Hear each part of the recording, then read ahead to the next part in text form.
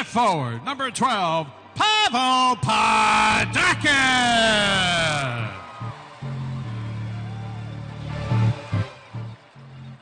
At forward, number 19, Sean Montgomery.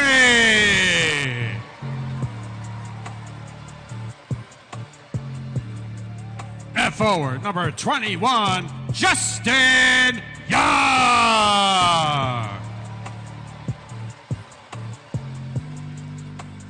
And starting in goal, number 37, Christian Stead.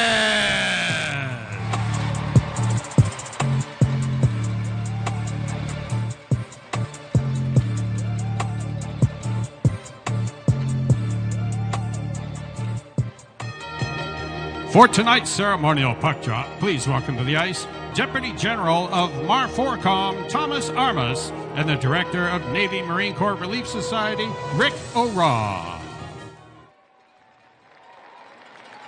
We welcome you to downtown Norfolk as it is Salute to Service Night here inside the Scope. It is a ceremonial puck drop at center ice between Josh McDougall and Willem DeVoe, the respective captains for both of these hockey clubs. Weston DeWitt and Brad Jones, our producer extraordinaires, Benjamin Draper tonight, and everybody back in the studio. We welcome you to the Admirals coverage on WGNT 27. Let's send it downstairs for the national anthem. Here's the public address announcer, Brian Gimbel. Honor America, would you please stand if you're able? Gentlemen, remove your caps for the presentation of colors and the singing of the national anthem. Here to present our nation's colors, please welcome Marines from MARFORCOM.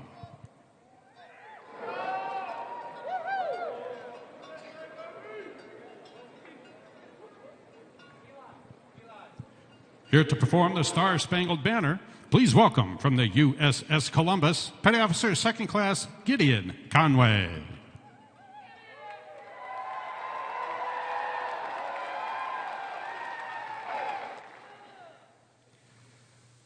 Oh, say, can you see by the dawn's early light what so proudly we hailed at the twilight's last gleaming, whose broad stripes and bright stars through the perilous fight o'er the ramparts we watched were so gallantly streaming, and the rocket's red glare, the bombs bursting in air, gave proof through the night that our flag was still there. Oh, say, does that star-spangled banner yet wave o'er the land of the free and the home of the brave? Gideon Conway.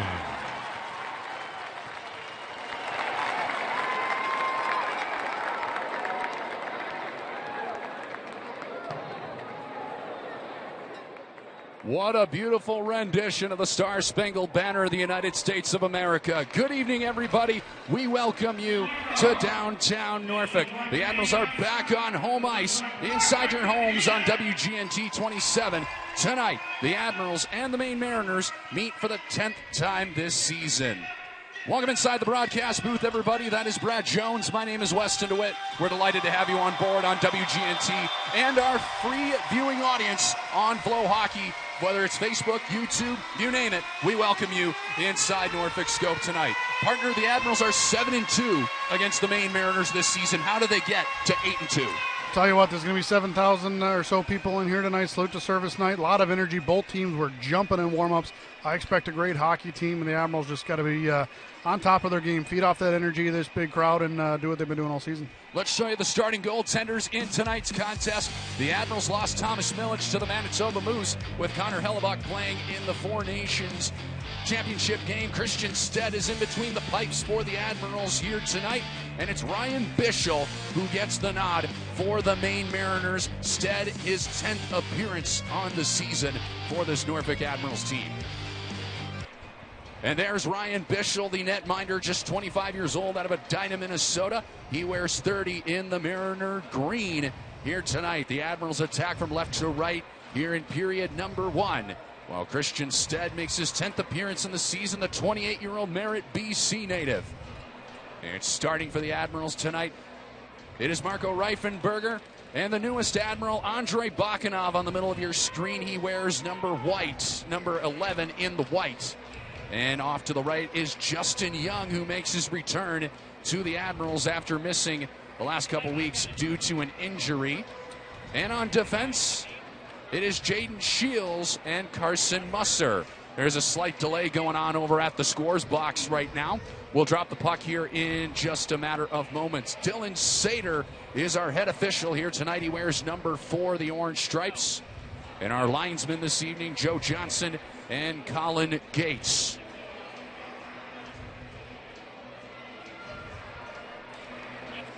So a little confusion on our benches, both Maine and Norfolk, to start this game. It appears things have been restored, and I think that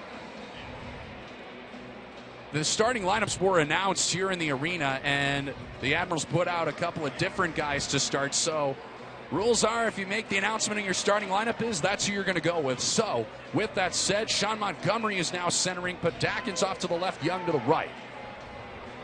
Weston DeWitt, Brad Jones, and everybody on crew, delighted to have you on board tonight. Montgomery and DeVoe in the face-off dot. Puck is down. We're underway on this Friday night. Sit back and enjoy, everyone. Admirals back on home ice after spending the last few weeks on the road, including 2 games in Portland, Maine at Cross Insurance Arena. And now Willem DeVoe on the right circle. Slings a pass to the left side. It's Hudson. Harassed there by Sean Montgomery and elevated down low by the Mariners. It is the Admirals captain, Carson Musser, off to the far dot. And Padakin swings a pass cross rink to Young. Young to Shields. Into the glove of Ryan Bischel, the starting netminder for tonight's game. Brad, who do you got as your players to watch here in tonight's game? Yeah, Brooklyn Kalmakoff is going to be my player to watch for the Maine Mariners, number 9. Been an Admiral killer, 7 points in 7 games this year, 26 points in 23 career games against the Admirals. For Norfolk, Stefan Timofeyev, the Mariner killer in 2.5 seasons, 26 games, 10 goals, and 22 points against Maine. He's on the top unit tonight with his usual counterparts of Dennis Smirnov and Brady Florent. The Admirals' 4th line on the ice. Keegan Iverson's one of those guys. We say hello to Andrei Bakhanov. Passes in front, and Bischel makes the stop, and we get a little pushing and shoving between Massacott and Marco Reifenberger, and Massacott has a lot to say to Reifenberger. We'll see if any penalties come from this. Yeah, I think they're both going to, at least Massacott. He might be taking them both, but I think Massacott's going to go, and the Admirals are going to go on the power play here, Wes. So Massacott is going to be the lone guy to go off as we take a brief look at the replay. Every replay is brought to you by Cooper Hurley Law Firm. What do you see on this, partner? I like the first shift. You showed Bakhanov there in the pregame show, going on the net, driving hard, moving his feet. His first shift here with the Admirals.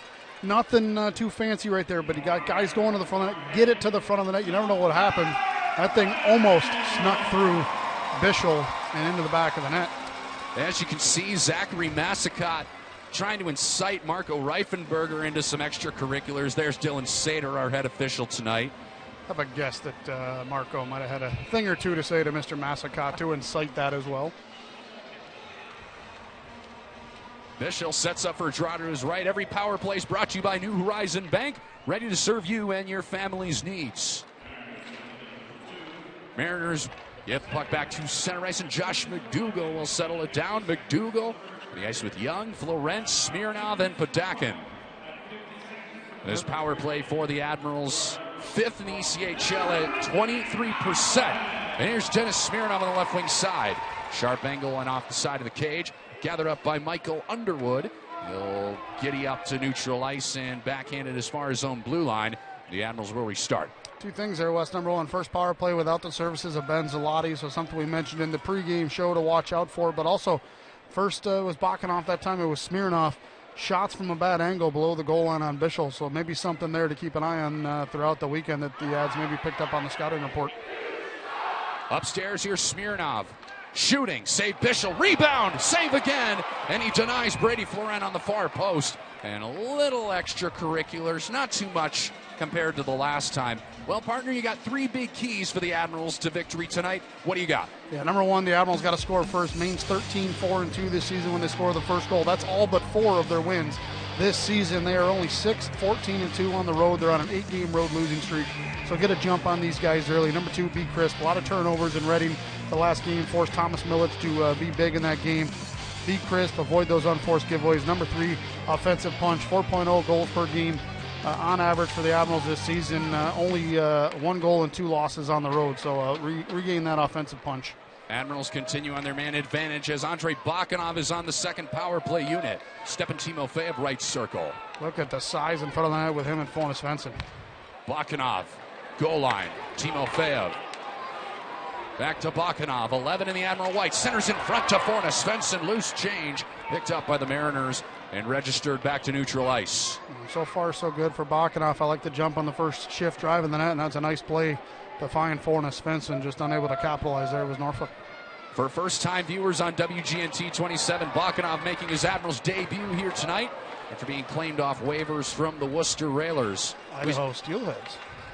That's correct. He's been with 4 different teams this year, so he's looking to find a home here in Norfolk. We'll see if that happens. As Carson Musser on the left of your screen. Now to Timofeyev. Just missed Garrett Sargis. Plays onside. We're back to even strength. 3 minutes have gone by here in downtown Norfolk. Weston DeWitt, Brad Jones, and the rest of our crew. Everybody back in the WTKR studios. And all our viewing audience on FloHockey tonight.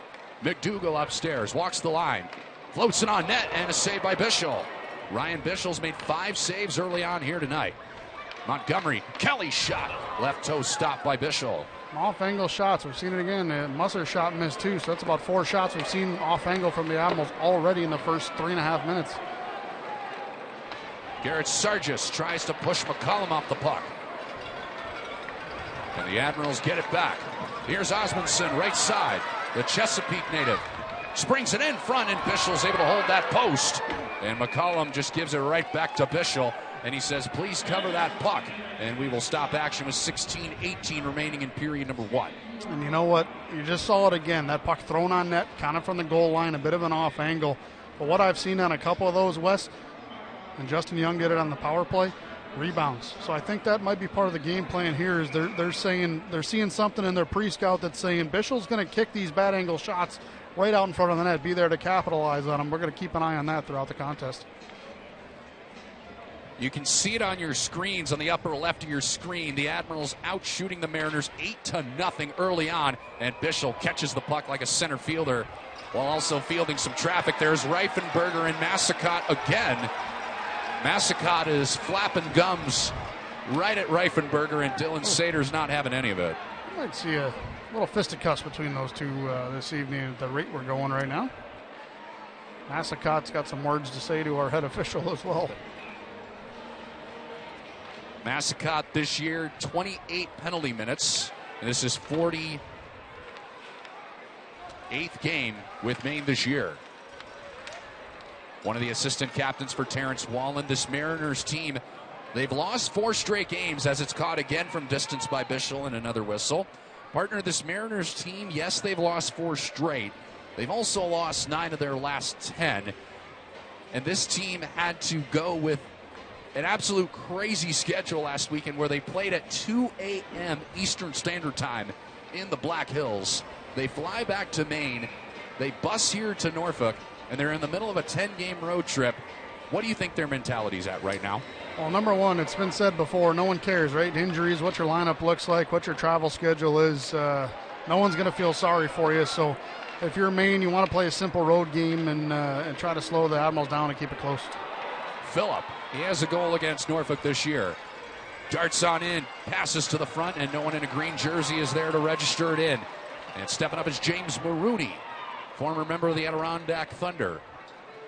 Mariners able to jostle it in deep. We say hello to Jaden Shields on the left of your screen. Laurent to center. Misintended.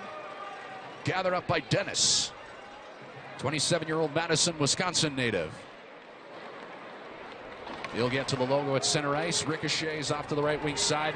For the Grand Rapids, Michigan native, Arson Musser to center. Ball down by Dennis. Steered right back in by Linus Hemstrom, the Swedish forward, and Christian Stead, the netminder, out to play for the Admirals. Stead is 3-0 against Maine this year. He looks to make it 4-0. Podakin to Kelly. He's tripped up, and Dylan Sater has his hands in the air. And the Admirals will go to their second power play of this young evening. 14-20-52 remains in the first period. And this power play for the Admirals, partner, has now gone 0 for their last 16. And they'll try to make it 1 for 17 here in the next 2 minutes or less. Yeah, and you're going to go through stretches like that throughout the season. We've had times where we were talking about our struggles on the power play like it was doomsday, right? And then there's times where they're absolutely playing with their hair on fire and they seem like they can't miss. So just one of those things that you got to make the adjustments. Teams are going to adjust to you, and it's an ever-evolving chess match. And you can see the replay of Nathan Kelly getting tripped up by Henstrom. Nathan Kelly has just been a dynamo ever since January 25th. He's been a plus or an even in every game since the 25th of January. That's about a month. Now McDougall. I think what you're seeing early, too, first 5 minutes of this period was 8 shots for the Admirals, but they're moving their feet, and that's what's really causing the Mariners problems, and drew that penalty right there. Off the stance, and Jacob Hudson feathers it in on to Stead. He'll backhand it off to Josh McDougall. McDougall, the 26-year-old Prince Albert, Saskatchewan native, for our first-time viewers on WGNT tonight. One of the assistant captains for this Admirals team, Willem DeVoe, will clog it up in his defensive zone, and he'll feather it right back down where it came from. Stead will stop it. And sometimes the best way to snap out of a funk is the old KISS system. Keep it simple, stupid, as they would say. So simplify what you're doing, don't force plays, and we'll see if the Admirals can get going on that power play here this weekend. Pitchforked in by Graham Sward to the right wing corner. Corey Dennis lays a body onto Fornes Svensson, and Timo Fea will rim it around the left block to Graham Sward. The young rookie sensation under contract with the Manitoba Moose, the AHL affiliate of this Admirals team. Philip Fornes Svensson's been a lightning rod all year. He cuts in front and sticked away by Bischel. Gathered up and fired down the ice by number 10, Christian Sarlo for Maine. I like the chaos the Admirals, they're causing in front of the net. They're creating chances there, and it's only a matter of time before they cash in. Musser with 36 on the power play as you see him skate to center ice. In stride Bakanov. The Admirals are well offside, and a late whistle there by the linesman in Colin Gates. He couldn't even hear the whistle up here, and Bakanov was a good 2 or 3 seconds over the blue line there. But play is melted. We'll have a draw with 13:20 left here in the first period. Really cool night, too, here west, to see the salute to service and all the cool things they're going to do throughout the night. You saw the color guard of the Marine Corps and, the anthem singer, part of a ship command. But really cool. We don't talk about as much on air about really what the military means to this Hampton Roads area, but there's over 18 bases in Hampton Roads, 70 ships, 40 air squadrons, 4 different commands, Navy Special Forces. There's just so much military presence in this area, and it's awesome to see all these personnel and their families at the game tonight. What a cool night. Tonight's Salute to Service game is brought to you by WTKR News 3. The partnership with them has just been wonderful. First-class people. We're delighted to be on WGNT 27 tonight with you all.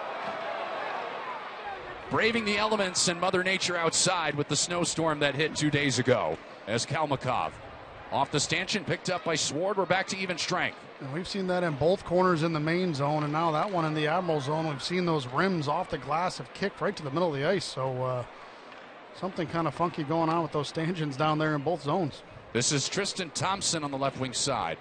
Fired around the right block. There's Nick Germain on the scene. He lost the puck and picked up. Here's Garrett Sargis. Missed the last 5 games with a lower body injury, did Sargis. And a 3-on-1 develops, transitioning the other way for Maine. McCollum right, circling off the side of the net. And the Mariners still do not have a registered shot on goal. And just as I say that, Stead fields it from distance from Thompson. That is Stead's first registered save of the night. One of those be crisp plays we talked about right there, Wes. We weren't strong on that puck coming across the offensive blue line. Sargis turns it over. Quick 3-on-1 transition from Maine the other way. So got to make sure that puck gets in deep. Reifenberger skates a stick Montgomery. Derek Louis-Jean joins in on the rush. Nice hit on Maroney. Every time Louis-Jean lays a lumber onto someone in an opponent jersey, this crowd goes bananas. Phillip. Left side, skates in, shooting into the chest of Christian Stead.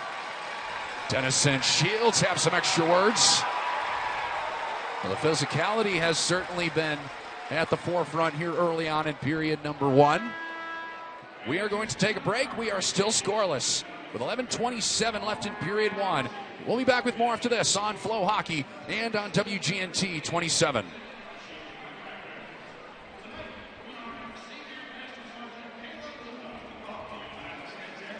Life is made of moments, connected to other moments. Big moments. Small moments. Wonderful moments you wish would last forever. First moments are why we do what we do. And we relive them over and over. Through you. Williamsburg Winery at West 600.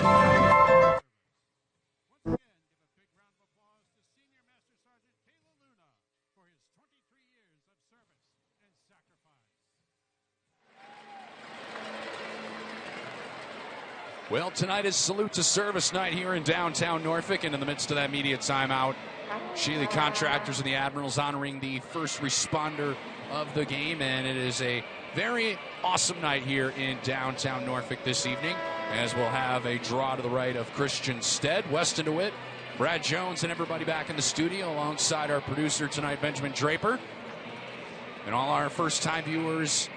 Free game on FloHockey, whether it's YouTube or the Admirals Facebook page.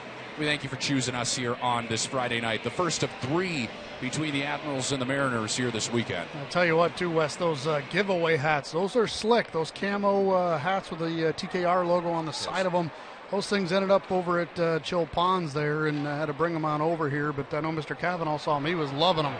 And Christian Stead denies Willem DeVoe on a turnover, and a nice hit by Jaden Shields. As the physicality, we said it right before we went to commercial break. It's been at the forefront here early on. 9 minutes gone by here in period 1. It looks like Young has lost his twig. He'll step off, and taking his place is Florent, the Biddeford, Maine native. Neutral ice, Thompson, 15 in the green. Springs it in, Christian Stead, 37 in the white. Backhands it off. Right before that break, that was Marco Reifenberger getting involved in the corner to the right behind Christian Stead. So that's 3 different whistles. We've seen 16 in white engaged, so he's under the skin of the Mariners early. Right point, Michael Underwood, blocked. Catches netting, goes out of play with 10:28 left in the first period. And we have mentioned the Salute to Service tonight. We thank you all those that have served. But tomorrow you can be a part of a very special night as well. Yorktown City Series, presented by Langley Federal Credit Union. You can get a t-shirt and ticket bundle. You can look at those great offers. A blue level ticket for $47 and a t-shirt. You can also add a Yorktown hat for just $20. Scan the QR code on your screen, and we'll see you here tomorrow for Yorktown City Series. Going to be a fun night, Wes. Looking forward to that one. I know a lot of the people at Chill Ponds, Yorktown, looking forward to that night as well. And the city of Yorktown officials excited to be a part of City Series this year. A lot of promotion for tomorrow. We're looking forward to it as Iverson's shot is stopped by Ryan Bischel. And Andrei Bakanov crashing the net. Bakanov on the ice right now with Reifenberger. You can see him there on the left of your screen. Just 22 years old, out of Moscow, Russia. His 39th game this year with the Admirals, his 5th team. And when you're 22 years old, as you can see Bakanov getting set up shop, any 22-year-old just wants to have some security and stability. And hopefully Bakanov is going to find that here with this Norfolk Admirals team as he sets up for a face-off. Yeah, and kind of like we mentioned there in the pregame show, and we use Philip Fornes-Svensson as an example, is Coach Carr just seems to have a keen eye for lack of better terms, picking up off the scrap heap, or guys that are unwanted by other teams, they find success. We talk about Fornes-Svensson, 19 goals since he's been here in Norfolk. I think it's, second or third on the team now in goals scored. So he's been on fire. So, if you're picked up by Coach Carr, it's for a reason. And he seems to have a way of giving guys career years and really bringing out the best in them. So really looking forward to seeing what Bakanov does here in Norfolk. Spent some time in the KHL as McCollum's shot goes off the backboards. The KHL is the top hockey league in Russia. In his home country, puck goes all the way down the ice. Final thought on those camo hats, by the way. We got some of those this morning, and Graham Sward texted me last night. He says, how can we get our hands on those hats? I walk in to the locker room with the hats. One of the guys goes, how'd you get the hat? It's like, I asked nicely. He got it. And the rest of the guys, the rest of the Admirals all wanted a hat, so they got him. Here's Phil, a backhand to the forehand, and he lost control of the puck. So the Admirals get out of dodge there momentarily as the puck's in neutral ice. And Smirnov gets tripped up, and another penalty to the Mariners is going to be assessed, this time to Corey Dennis. So with 9:01 left in the first period, it is the Admirals who are going to get their third New Horizon Bank power play early. Yeah, got to make them pay at some point here, 11 minutes into this game, and getting that third chance on the power play. So got to find a way to get this going here. We are going to step aside. We will have that power play the other side of these messages. This is Norfolk Admirals Hockey on FloHockey and on WGNT 27.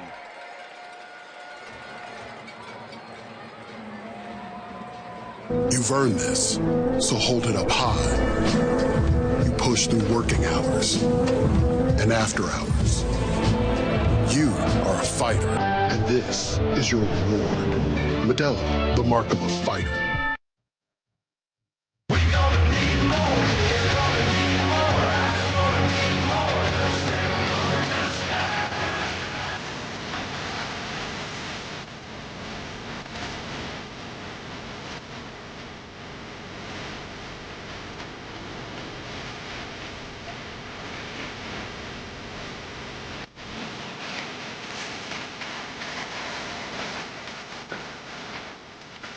Yingling.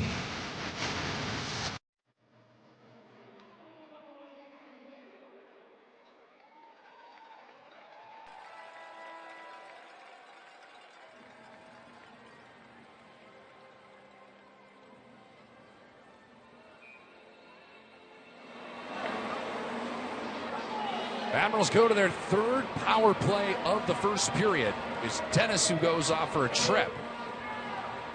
And it's Fornes-Svensson, Timofeyev, and Bakanov up front for this Admirals team. The third man advantage, Musser and Sward are upstairs. They win the draw and set it up. Timofeyev. Sward to the front, off the skate of Timofeyev. Good effort by Willem DeVoe, the captain of this Mariners team. They get it to neutral. Now in is Jacob Hudson. Slings it back right where the puck was 5 seconds ago. Justin Bean in pursuit will get there. Rims it around the far boards and cleared out by the Mariners. I think we're seeing here, you just saw it again, Wes. When the Admirals are going low towards the goal line, working hard to the front net, they created those 8 shots early on in the first 5 minutes. Only 1 shot since then. It's when they're making those east-west plays, they're not connected on them right now. So simplify a little bit. It doesn't, like we said, it doesn't have to be pretty. It has to be useful. Musser near dot. Keeps it in, goes to Fornes-Svensson, whiffs on the pass, and it trickles back to neutral ice. Pair of 10s at the dot. Center ice. One in the white jersey wins this battle. Now the green jersey, and Phillips steps in. Past the 12-minute mark of the first period. Still scoreless here between the Mariners and the Admirals. First of 3 straight here at the Scope this weekend. Admirals trying to get out of this little power play funk. Currently over their last 17. Germain at center ice. Off to the right, Sebastian Vidmar. Backhand, and Christian Stead makes his 4th save of the period.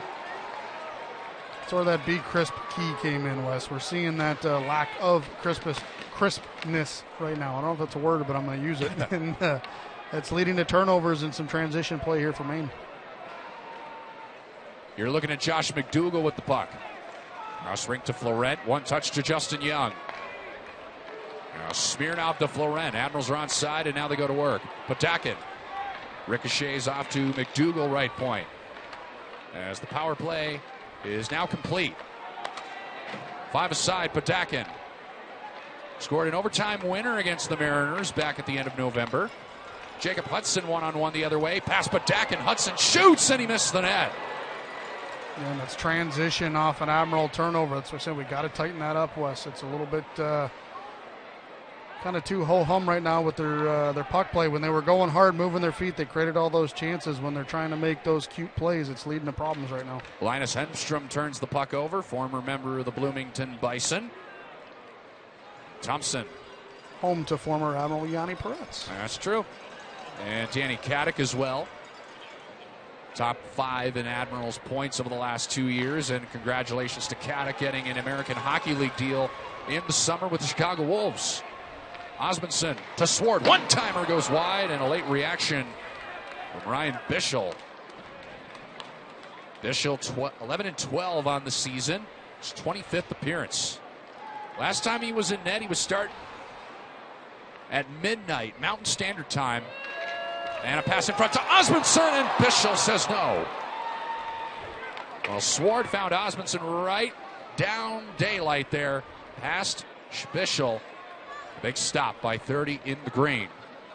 And in that midnight start time in Rapid City, Bischel was dropping the gloves with a member of the Rapid City Rush.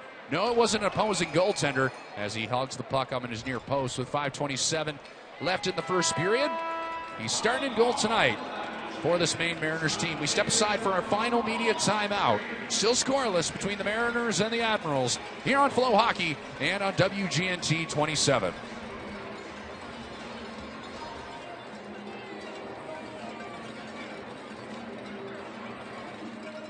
So hot in here. But don't worry, I'm going to make a call. I got a bud for that. Bud's Plumbing, Heating, Air Conditioning, and Electric. Locally owned and operated with over 50 years of legendary service in Hampton Roads. No matter what you need, you've got a Bud for that. Visit us online at budsusa.com.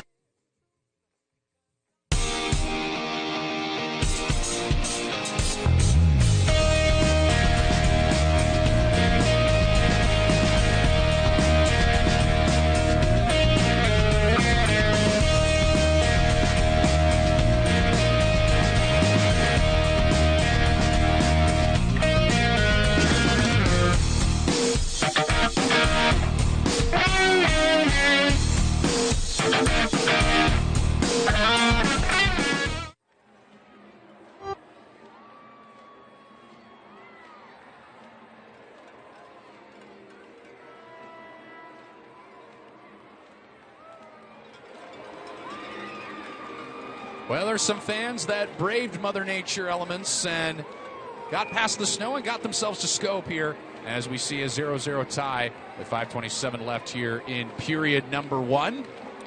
Face-off won by the Mariners and Nick Germain as Justin Bean will pitch it to neutral ice past Andrei Bakanov. In foot pursuit there is Graham Swart. Goes to the aforementioned Bakanov. Rushing forward to Reifenberger. And the speed from Bakanov gets there first. He'll center it, ricochets wide as we see the speed of Andrei Bakanov here in period number 1, 15 minutes gone by. Yeah, he had Iverson on the back door, just deflected off a stick of the Mariner defender, or Keegan Iverson is looking at a yawning cage. You're looking at Corey Dennis. Up ice, Sebastian Vidmar. To the speeding James Maroney, 25 in the green. The Chaska, Minnesota native. To Hemstrom. Back to Dennis, right circle shot. It caught a stick of Stead off the back glass. Well, with Thomas Milich up in Manitoba for the time being, Christian Stead promoted to G1 on the depth chart for this Admirals team, and certainly deserving of it. A guy that has gotten 3-0 against the Mariners this year. Goals against average of 2.25. And his last start came against this Mariners team 2 weeks ago. 26 saves and 27 shots in a 3-1 victory. As Nathan Kelly looks across the ring for Brady Florent. top 5 in the ECHL in points. Offside call, says Colin Gates, with 3:58 remaining in period number 1. We mentioned to you guys Yorktown City Series is tomorrow. Well, with that comes a full rebrand, including some spiffy new threads, which you can get your hands on right now. Scan that large QR code on the right of your screen. The auction is live and goes for a whole day. So scan the code now and get your hands on the game-worn threads, the Yorktown City Series. Loving that logo, too. That's a great logo they came up with for the Yorktown City Series. Looking sharp. Well, the Admirals have been doing the City Series over the last few years. It has been award nominated by the ECHL for Promotion of the Year.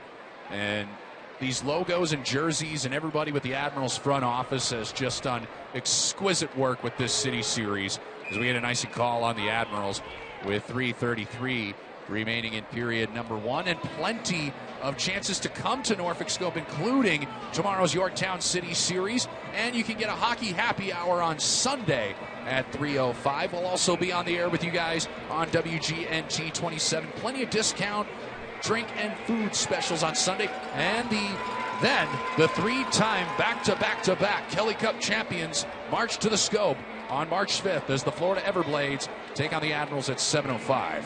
You want to find out where you stand as a program, go 3 games against Camp Johnson and the Florida Everblades. Oh. Ladies and gentlemen, and I don't say ladies and gentlemen on the air ever unless it's of a serious matter, as the Admirals get the puck to the front of the net. We'll get back to that serious thought in just a moment. Shields, right side, and a save by Bischel.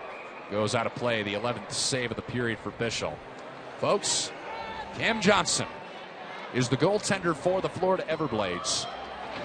Folks, his record is 26-3 with a goals against average of 1.82. And he's backstopped the Florida Everblades to back Kelly Cup champions. Yes, partner? Oh, well, yeah, and by the way, they're the number 1 team in the entire league right now with 76 points, 5 points ahead for Arvier and Toledo with 71. At 35-9, 5-1 on the season, and they're 7-1-2 in the last 10. Certainly is going to make for entertaining hockey here in a couple weeks at the Scope. I've used the word with Wheeling and Troyes in town, and I'm going to use it again. I can promise you that. It's a measuring stick weekend.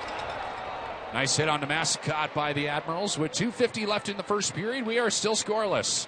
Thanks for joining us here on WGNT and FloHockey tonight. Delayed offside, tagging up for the Admirals. Touch to the left for Thompson. Shovels into the right wing corner. Jaden Shields on the scene. Full head of steam. Past one Mariner, not a second, but Dakin gives it to Sebastian Vidmar. The former Admiral Vidmar glides in, right circle, back to Vidmar. He scores. Sebastian Vidmar with his 3rd goal of the season. And it's the Mariners who draw first blood here tonight. Well, Wes, I've talked about turnovers and being crisp. That's another neutral zone turnover. That one was Pavel Padakin. Should have been in deep. Threw a puck blindly across the middle of the ice. Another transition odd man rush for the Mariners. We saw that way too much in Reading, and it bites the Admirals right there. Well, Vidmar had not scored since November 9th. That is until Sunday afternoon in Rapid City. He now has goals in 2 straight. As a member of the Admirals a few years ago, he had 23 points. Goal scorer number 22, Sebastian Vidmar. Assist for number 21, Linus Hemstrom, at 17:36 of the first period. So that was the 5th shot of the game for the Mariners.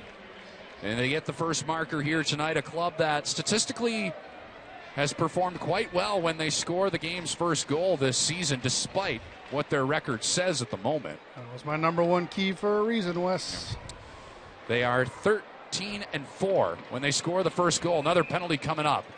It's on Norfolk. It's an interference call to Derek Louis-Jean with 2:10 left in the first period. So, after the Admirals just throttling the Mariners the first 6 minutes with shots, 8-0 at one point, it has since been a 5-2 shot margin, and Sebastian Vidmar has scored the first goal of the night for this Mariners team.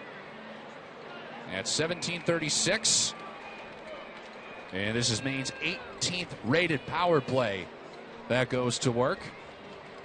Well, the Admirals at 15th in the league on this penalty kill. They've killed their last 5 chances. The last 2 games as this Admirals power play. McCullum shot it wide. Kalmakov gathers up the disc. Flings it behind to DeVoe. Upstairs, Thompson left point. Now Hudson. It's Thompson to the right. Kalmakov, the leading point getter for this Maine Mariners team. Kalmakov with 35 points in the year. Thompson, save. McCullum, save again by Stead. That time he drifted off to his right. Good awareness by 37 in the white.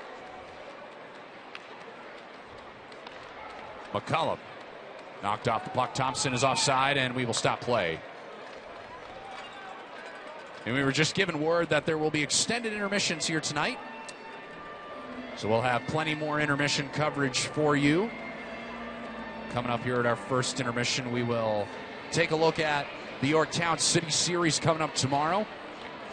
In its second intermission, we will be joined by the alternate governor and VP of Sales.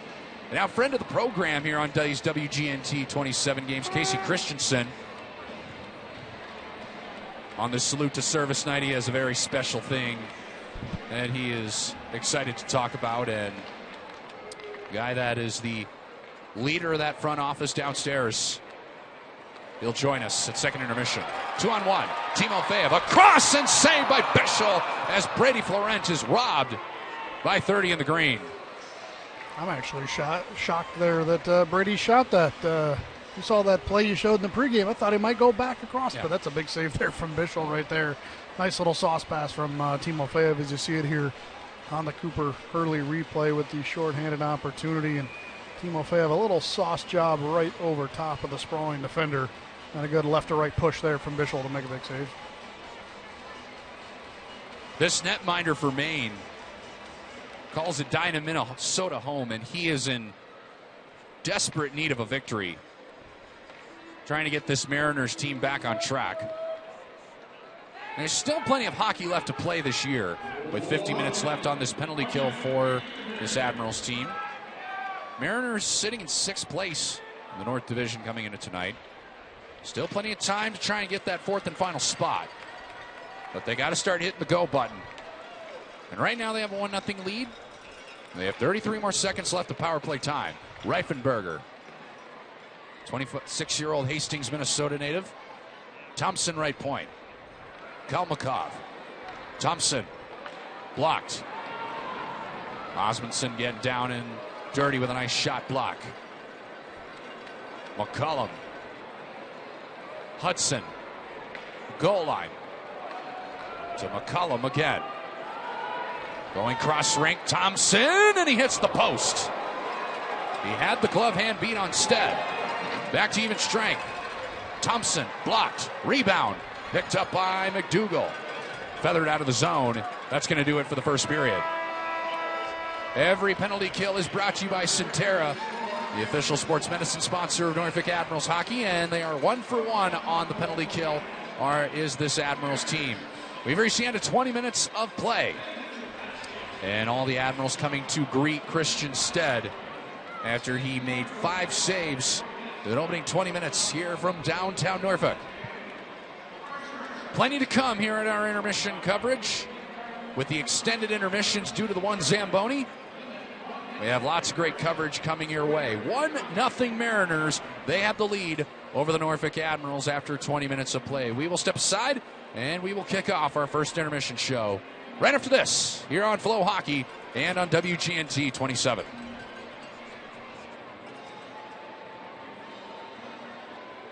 Hi, Norfolk Admirals hockey fans. I'm Jan Jeffcoat from the National News Desk. Depend on our network of nearly 4,000 local journalists when news breaks across America. Locally covered, nationally connected, the National News Desk covers major breaking news across the nation, region by region, state by state, city by city. The National News Desk is America's News Now. Weekday mornings beginning at 6 on MyTVZ. Hey, grab me one too.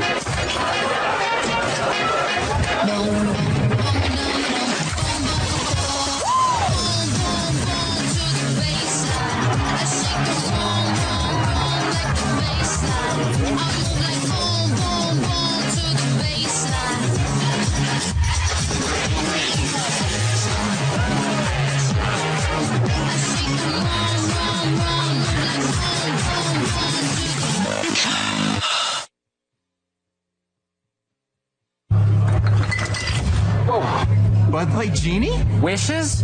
Hit me. Make me tall. Easy. I wish aliens were real. Be nice. That's an alien. Hang with Dustin Poirier. You started without me. You think of what I'm thinking? Let's go. City bench. Go. You and I should get in there. Is that funny?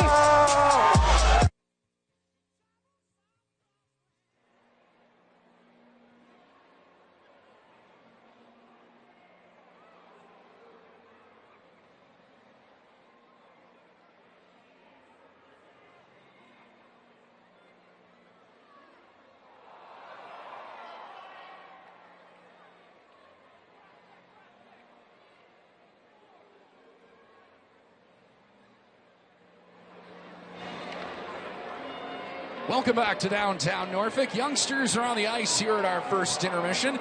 It is the Maine Mariners who have a 1-0 lead. Shots in that period were 11-6 in favor of the Maine Mariners. And that statistic we talked about, 13-4 when they scored the game's first goal. That's something that we're going to be thinking about here over these next few hours if the Mariners continue to have this lead. Welcome back inside the broadcast booth, everybody. That's Brad Jones. I'm Weston DeWitt, and we are delighted to be in your homes here on this Friday night. For those that are battling the snow, thanks for choosing us. And you know what? I went out to the streets today, and it looks like the snow is melting. So if you get a chance, get a ticket for tomorrow's Yorktown City Series game and join us, because it looks like the roads are clearing up, partner. Oh, roads are great yesterday. I was impressed. They've done a great job. Obviously, neighborhoods and stuff, and sun's going to melt that. But the main roads, the highways are looking good. Well done to everybody with the city of Norfolk, Virginia Beach, Chesapeake, name it. Everybody's done a wonderful job in getting those roads cleared for everybody to get to work wherever they need to go. Inside Norfolk Scope, looks like one of the youngsters just scored a goal, hence the reason you hear all of that stuff. Well, nice little overview as everybody here from the arena has been enjoying the youngsters. And I love when we do these intermissions here at Norfolk Scope, there is a big emphasis on these youngsters getting a wonderful opportunity to skate on the Scope ice. But these youngsters can really play, partner. It's fun to watch. It's always fun, and it's enjoyable to see the little kids out there. You never know what they're going to do either, right? They're unpredictable. So. That's true. You would know. You got a youngster. Is he in skates yet?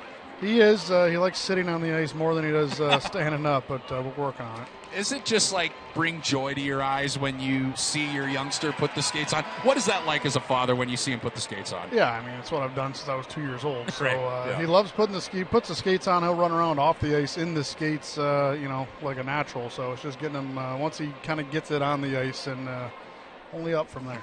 Cass Jones, future superstar in the hockey business, as we all know here at Norfolk Scope. Let's transition back to business. Sebastian Vidmar has the lone goal for the Mariners, in that opening period. He certainly put up plenty of red lights when he was a member of the Admirals about 5-6 years ago. One of the best dudes you'll find in Sebastian Vidmar. So he gets things started for this Mariners team. The Admirals playing a very good, crisp 6 minutes of hockey. And then over the last 14, it just went Mariners' way. What were your overall impressions from that first period? I guess I want to go, it's kind of aggravating, maybe is the right word, frustrating to be kind of down 1-0 in this game. And I say that because the Admirals were the better team. There's no doubt about that. I think we're 0 for 2 on our first two keys. We didn't score first, and the Christmas went away in a hurry. I think the first 5 minutes, I loved everything I saw to the Admirals. They played hard, they played heavy, they went north, they went to the front of the net, they created chaos in front of the net. The chances were there, but then they got too cute. They got a little more passive. They started going east-west. The only thing Maine accomplished in that period, even shots, they didn't create on their own. It came off of turnovers, and even that goal was in transition off the turnover from Pavel Padakin. So you just got to manage the puck, make smarter decisions, and get that puck in deep, and that translates over to the 0 for 3 on the power play. Now 0 for their last 19 attempts, where they're trying to stand flat-footed. They're going east-west. You got to move your feet, create the movement, go hard to the front of the net, right? Keep it a little bit simpler here and not shoot yourself in the foot. That was an unneeded turnover right there that cost the Admirals that goal. Well, it is a 1-0 Maine Mariners lead as we are going to step aside here, and we will continue with our first intermission coverage after this here on FloHockey and WGNT.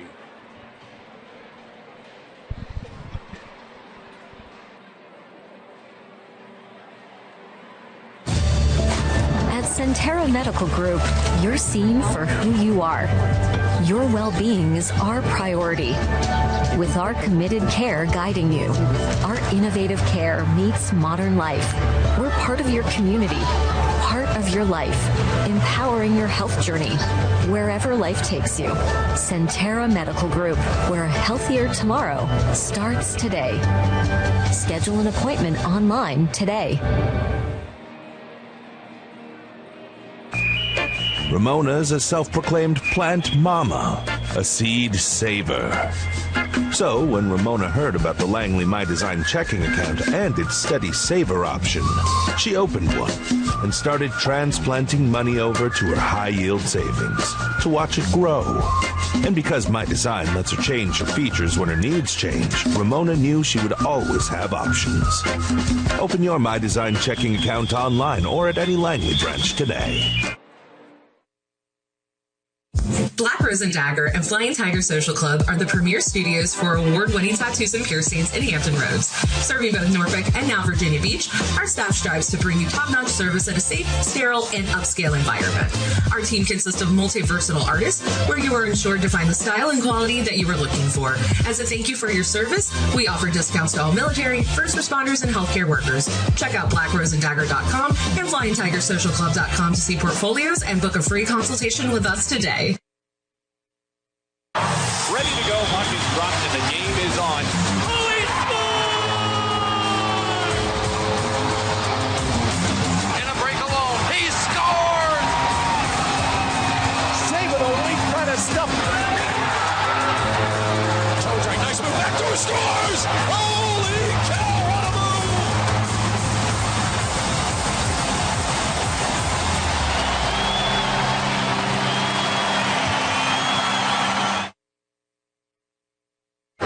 You've earned this, so hold it up high. It's your job to stock the city, restaurants and rooftops, bars and basements. Every corner store. And when it gets tough, you stay driven. Give it all you got, going nonstop, 20 stops. Because at the end of the day, every single round is on you. You are a fighter, and this is your reward. Modelo, the mark of a fighter. Out here, it's not just about the hustle. It's about breaking the game. Every single day, zeroing in on what we want, putting a target on it, and hitting the bullseye. Over and over again, being second best. That's for somebody else's story. The fire that fuels us, the bond that unites us. We don't just play the game. We set it ablaze. We break through. Our nation counts on the military. You can count on us. Navy Mutual has been helping active duty and retired military members and their families for more than 140 years. Our mission is to help you safeguard your loved ones, plan for your financial future, build a legacy. We provide affordable life insurance and annuities for those who serve or have served our nation. Learn how we can help you protect what matters most.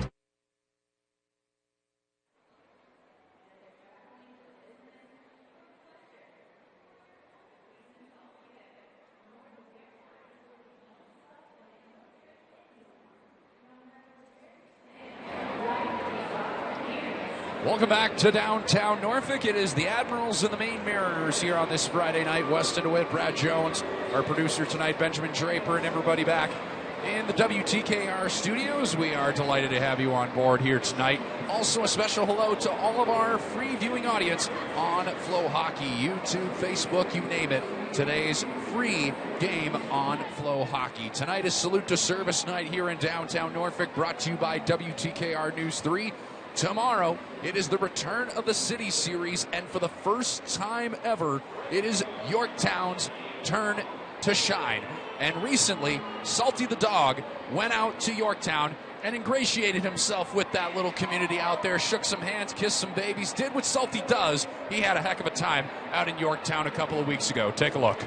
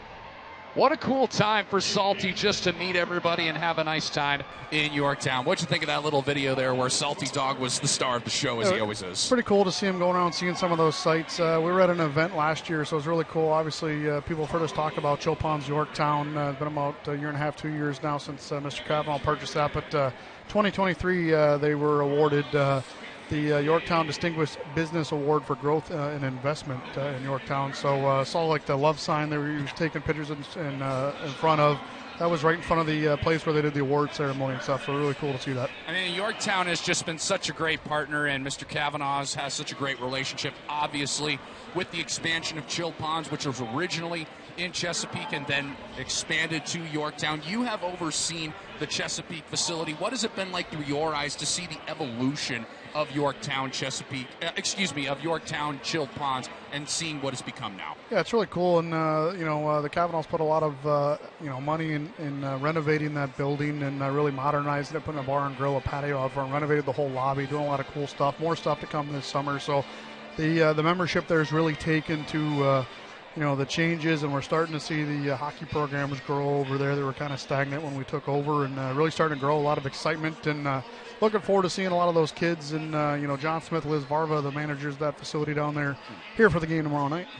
I've seen only pictures on social media of what this Yorktown arena looks like in Chill Ponds, and it just looks incredible from all the pictures. I mean, you've been there way more than I have, so it certainly would be very, very fun to get out there and see what it's all about. You can get out to Yorktown at Chill Ponds. You can also go to Chesapeake if you feel so interested. Try hockey for free, youth programs, so many great things to offer out at Chill Ponds. And all of this being said, tomorrow is the Yorktown City Series game, and there's a lot of cool bundles going on with this Norfolk Admirals team, including the T-shirt and ticket bundle. You look at right now on your screen, you get a blue level ticket and a T-shirt for $47, even a white level ticket and T-shirt for $32. You can have the option to add on a Yorktown Admirals hat as well for just $20. You can scan the QR code on your screen right now, and you can come be a part of the Yorktown City Series tomorrow. So, partner, I ask you, someone who has been in Yorktown, who understands the relationship, what it's like,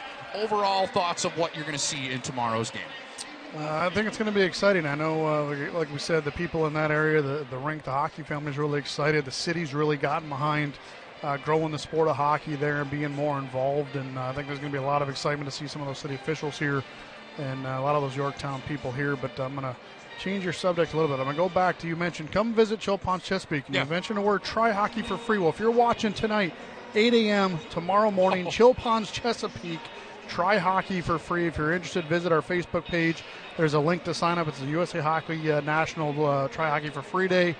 Come on and see us. I'll be there. I did not know that you were doing that. Now you do. It was fun being a part of those Try Hockey for Frees. It was a couple of years ago when I went to my first one, and even Mr. Kavanaugh a couple of years ago made an appearance as well, so you never know who's going to come to those Try Hockey for Frees. Colton Tubert will be there from the Hampton Roads Whalers, I'm sure, Willie. Yep. And CJ Swigert, I'm sure, will be there as well. All the great people out with Chilled Former Ponds. Admiral Regan Kavanaugh will be on the ice. Right. Yep. Out at Chilled Ponds, Chesapeake, here in Try Hockey for Free tomorrow. It's going to be an exciting time tomorrow for the Yorktown City Series, and then also it's a hockey happy hour coming up on Sunday against this Maine Mariners team. We got about 6 minutes to go before we drop the puck here for period number 2. As we transition back to business, a 1-0 Maine Mariners lead. Sebastian Vidmar with the lone goal tonight for this Maine Mariners team. Partner, what do the Admirals need to do a little differently going into period number 2? They need to be the team they were in the first 5 minutes of that opening period and stop shooting themselves in the foot with kind of lackadaisical, soft, as they would say, plays with the puck, right? Be hard, be heavy, go north. But if you don't have a play, put it deep. They got to stop with the east-west stuff that's getting picked off. Maine's reading them like a book, and that's leading those transition plays. So let's get a little harder north there like we did the first 5 minutes of that period because the Admirals were dominant. Mark Davis will join us at the top of the second period, the WTKR News 3 sports director. He's a famous man around these parts. He was covering the Commanders' incredible run to the NFC Championship game. He's gotten a little bit of a breather. I don't want to talk about the Commanders right now. I know you don't. He's a Lions fan, folks. He doesn't want to talk about it, but he has gotten a nice little breather, and he is back with us coming up here at our second period. We will step aside, and Mark Davis will join us for second period coverage. Mariners, Admirals, second period. It's yours on the other side of these words on FloHockey and on WGNT 27.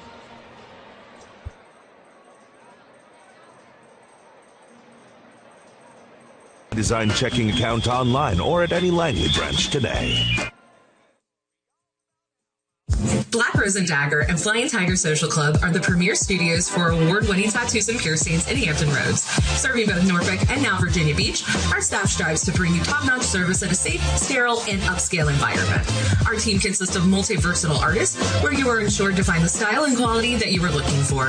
As a thank you for your service, we offer discounts to all military, first responders, and healthcare workers. Check out blackroseanddagger.com and flyingtigersocialclub.com to see portfolios and book a free consultation with us today.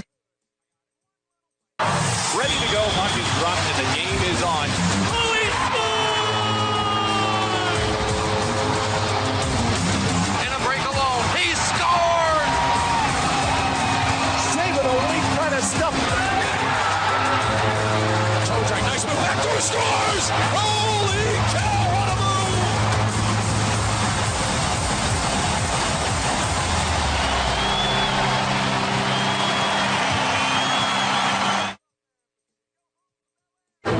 You've earned this, so hold it up high. It's your job to stock the city, restaurants and rooftops, bars and basements.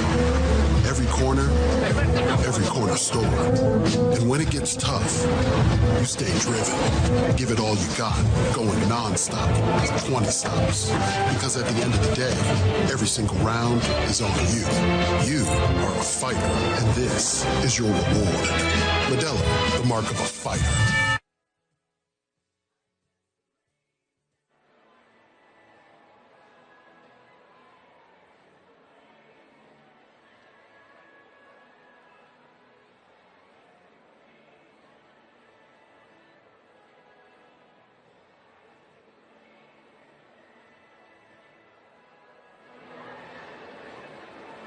It is the Admirals and the Mariners' first of 3 straight between these two squads in the North Division. You can see Christian Stead getting into his final zone preparations here as we are about to start period number 2 between this Maine Mariners team and the Norfolk Admirals. And we welcome you back inside the broadcast booth. Mark Davis is with us, WTKR News 3 Sports Director. I'm Weston DeWitt. Thank you so much for joining us here on this Friday night. Mark, you've gotten a little bit of a breather since the Commanders made their trip to the NFC Championship game. Tell me about that overall experience, where you got to go to all these great cities. Yeah, it was fantastic, but just following that run, Tampa, Detroit, Philadelphia, obviously one win short of getting to the Super Bowl. I know a lot of fans in this area were crossing their fingers for that, but, you know, a great year one for Dan Quinn and the gang and Jaden Daniels and all those guys, so I'm sure we'll see them back there. Now that the Commanders are out of commission for a little bit, I'm sure it transitions to the Admirals and Old Dominion coverage. So as we follow up on that, this Admirals team, 1-0 they trail right now, and over the last few weeks you've gotten a chance to kind of oversee how things have gone for this team.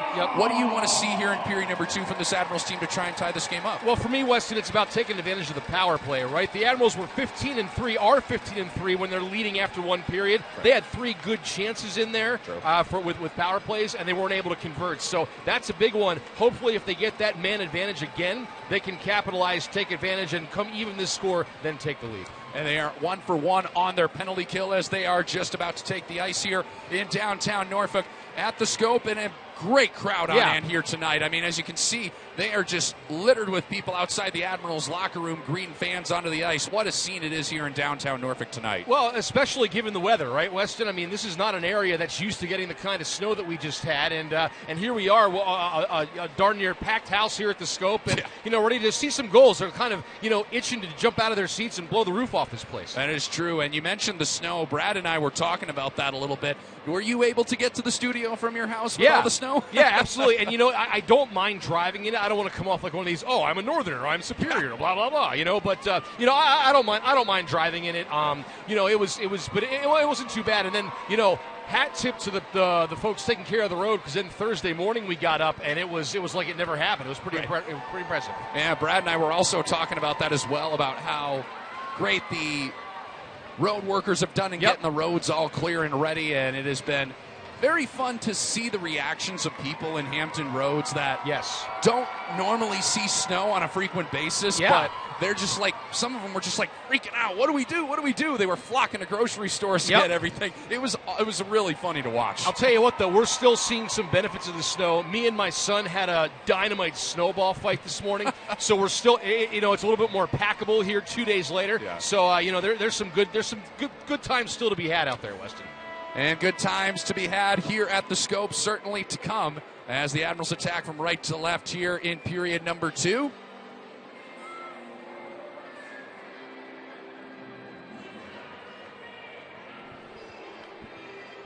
Wherever you are on this Friday night, we thank you so much for choosing us and our viewing audience on FloHockey. It is the free game of the day on FloHockey. It is streaming live on the Admirals Facebook page and on YouTube. Sean Montgomery in the faceoff dot with Willem DeVoe at center ice. Little false start here to start the second period of play. Montgomery loses the dot in faceoff to Willem DeVoe, the 24-year-old Nova Scotia native. We are underway here in the second period. And it is Jade Shields who swishes the puck around. Patakin just out of his reach. Icing waved off. In pursuit, it is Bischel now on it, and able to clear it off for the Mariners. Well, and Weston, you know, we saw the Admirals get some chances there in that first period. They had 2 really good ones, especially that Brady Florent on the shorthanded breakaway, you know, just couldn't find the back of the net. So hopefully, you know, they'll keep applying that pressure here in period number 2 and can crack that goalkeeper. And speaking of Brady Florent, a guy that has 9 points in 9 games against the Mariners this year, as Patakin turned and fired, it was blocked. Gathered up by Musser, and he just gave it to Hudson, who just pitches it right back in at the end of a shift for the Mariners. It is Nathan Kelly, who has not been a minus since January 25th. He's been exquisite on the blue line for Jeff Carr and company. Bischel takes that puck away. Right point, it is McDougall. Skates to the goal line, Josh McDougall. What a season he has put together. 25 points already. That leads all Admirals defensemen. Kelly off the backboards, where Thompson gathers it. Finds Xander Lampa, former Penn State Nittany Lion, to Kalmakov. Gallops on over to McCollum. Looks back, and it is picked up by Puck. Upstairs, drive from Underwood, kicked away by Stead. Nice hit by Andrei Bakanov. One of the newest Admirals getting a nice pop from the scope faithful. Yeah, some new names here since we aired our last game on WGNT, Weston, absolutely. And Andrei Bakanov, one of those guys, just 22 years old.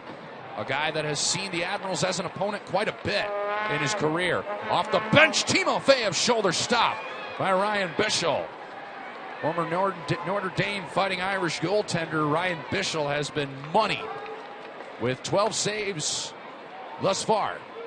Giving up more than 3 goals a game, too, Weston, so they will get their chances, no doubt. A guy that has allowed a minimum of 4 goals in his last 5 starts as Timofeyev pests his way through into the zone. Louis Jean shooting and a blocker save by Bischel. You know, when you talk about streaks like that, or skids like that, rather, you just hope this isn't the night they find it. You know, we say it so much in sports, you know, when someone's, a baseball player is in a slump or something like that. Hey, hopefully tonight's not the night Bischel finds his groove.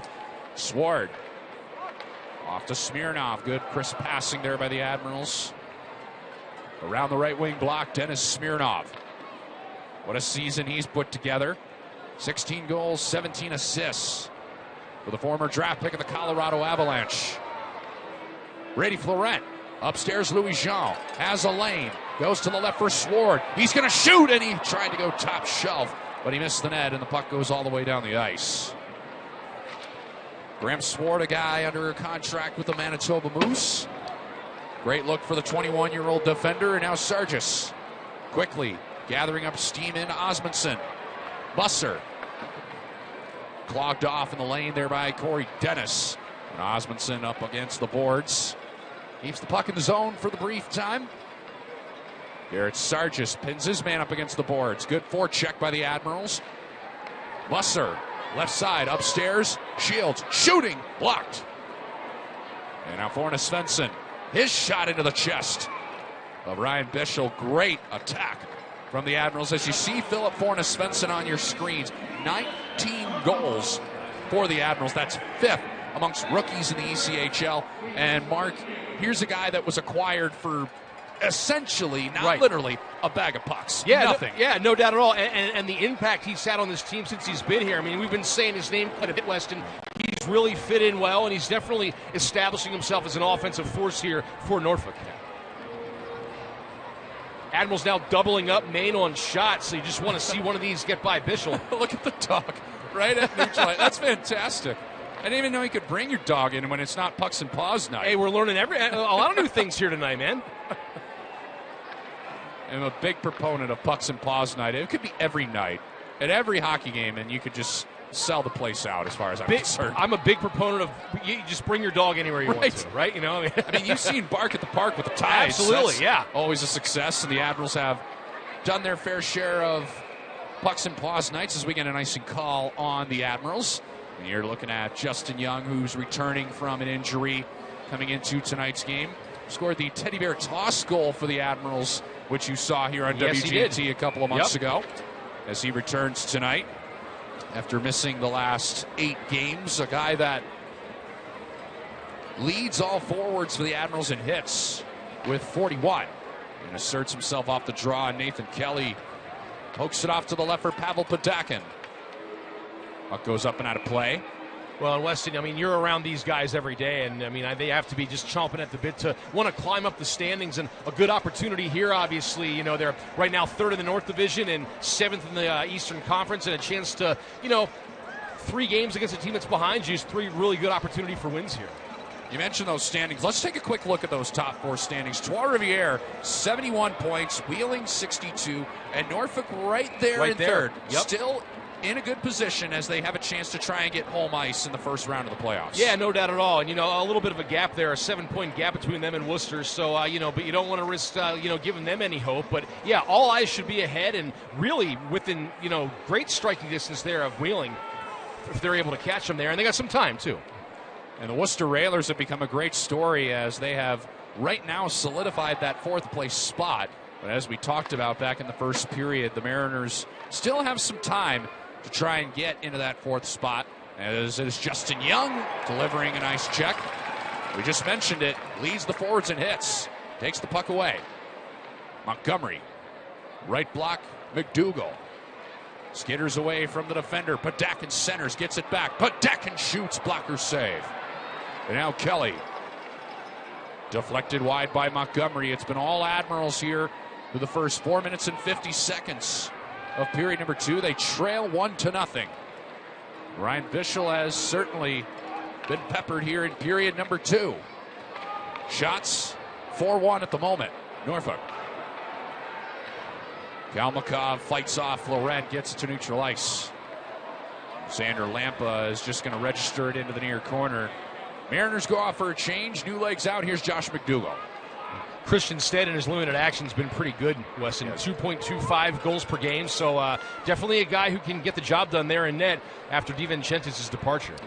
And also Thomas Milic as well, a guy that... Oh, yeah, that we know from last year, sure. Pretty impressive that the Admirals have seen both DiVincentis and Milic but both those guys currently with the Manitoba Moose, as Connor Hellebuck was manning the net for the United States last night in the Four Nations Championship game against Canada. And with that, the Jets needed a goaltender for the time being, so Kaapo Kähkönen goes up from Manitoba, and Milic goes from Norfolk to Manitoba. What a game, too, that was, huh? Oh, gosh. What a great display of talent and great showcase for the game of hockey. Great format, just a A-plus event, no doubt. Chase Zeke on the right of your screen shoots it off of Sword and goes off the back glass. Gathered on up by Brady Florent. 21 goals, 36 assists in the year to Derek Louis-Jean in his 175th ECHL game tonight. Musser, shooting save made by Ryan Bischel. Make that 16 stops for the 25-year-old Minnesota native. Will step aside. Still a 1-0 Mariner lead. Back in just a moment here on FloHockey and on WGNT 27.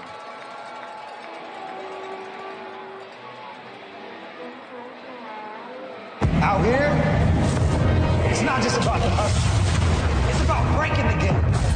Every single day, zeroing in on what we want, putting a target on it, and hitting the bullseye.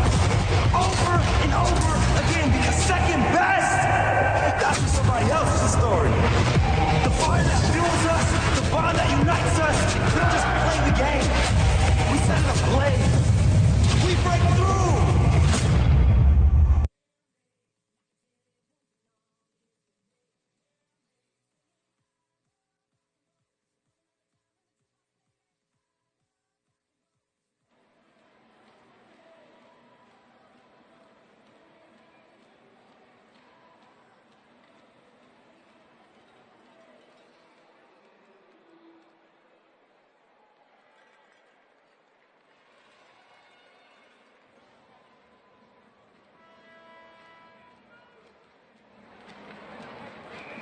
Face off to the left of Bischel coming up. Back inside Norfolk scope, a 1-0 Maine Mariners lead, but the Admirals applying all kinds of pressure.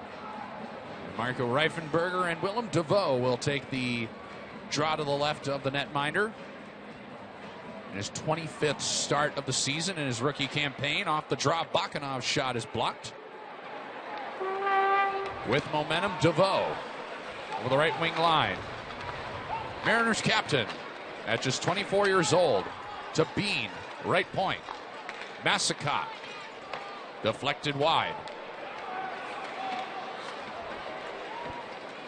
Now Reifenberger off to Shields, and now Keegan Iverson with a burst of speed. Bacanov to the net. Iverson looks for him. Great thought. And Sarlo able to get on the back check. Was 10 in the green. Great thought there. Just had the right idea. Bacanov, 22-year-old Russian forward, in his first Admirals game. He's looked sharp. He has the puck. Bacanov circles the wagon. Up top to Musser, shooting into the chest of Ryan Bischel. We appreciate you joining us here on WGNT 27 tonight, a part of this great partnership. And if you want to join and watch the Admirals again, here's your chance on Sunday at 3 o'clock against this same Mariners team, and then 2 more chances. The Savannah Ghost Pirates on March 28th, and the South Carolina Stingrays stroll into town on April 12th. All games those ones on WGNT 27. Yeah, and it's hard to believe, Weston, we're talking about only having 3 of these left, right? I remember back in October and November we were talking about a full slate of 9 games here, and, we've really enjoyed this partnership, and I hope you guys have too. You don't have to worry about that. It has been delightful. Absolutely delightful. And having you and Zach on here has just been awesome, and great showcase for this Norfolk Admirals team, trying to make a deep run into the Kelly Cup playoffs. As it sailed into neutral ice, plays onside Thompson. And as we enter the late February now, there's a lot of a frenzy here to try to establish playoff position. We are talking about these teams; they have some time, but we're getting to go time here too in the season.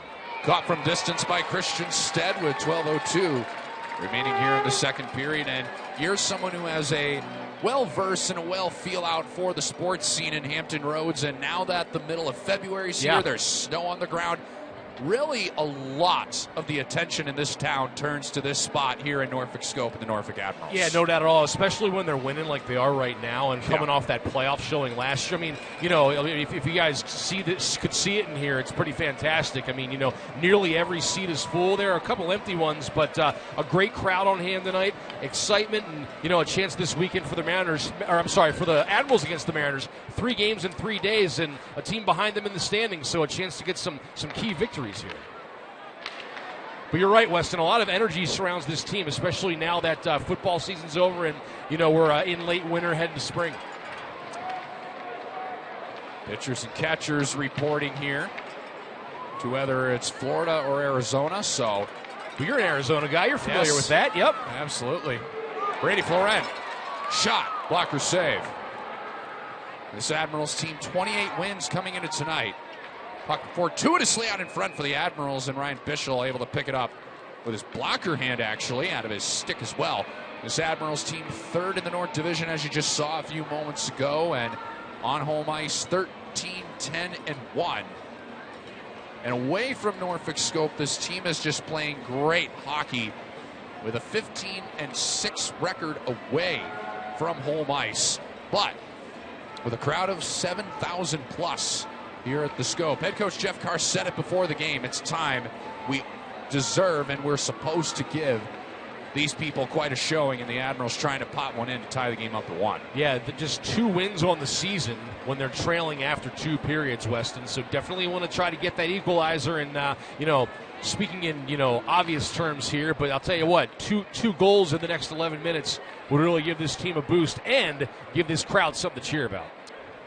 Josh McDougall restarts in his defensive zone to Kelly. 24-year-old South Delta BC native. I'm sure he was quite happy with the ruling last night in the Four Nations final, as was Justin Young, the Edmonton native. Intercepted by the Mariners. Played to neutral ice. Josh McDougall now on the scene. On the far boards to Pavel Podakin. Swings it into the left corner. Quickly fired right back out by the Mariners. Massacott. Laid off to Willem DeVoe. Mariners captain springs it in on that backboards area. Kelly for Sean Montgomery. 3 of his 12 goals this year have come against this Mariners team for Montgomery. Keegan Iverson, former draft pick of the New York Rangers. Iverson to the net, and a save with the pad by Bischel. With Bakanov crashing the net as well. This 4th line tonight for Jeff Carr and Brent Clark. Put forth a good performance so far, as we have just about at the halfway point of period number 2. Puck goes out of play. And Stead has not played poorly tonight by any means there, Weston, and he beat these Mariners this last time out 13 days ago, taking them down on the road. And a guy that is 3-0 against this Mariners team, so he has the experience. Yep. And a guy that is riding the momentum. He has not lost in the calendar year of 2025 so far. Shots are 20-8. Favor of Norfolk. Yeah, certainly not for lack of opportunity, that's for sure. Shots 9-2 here in this period.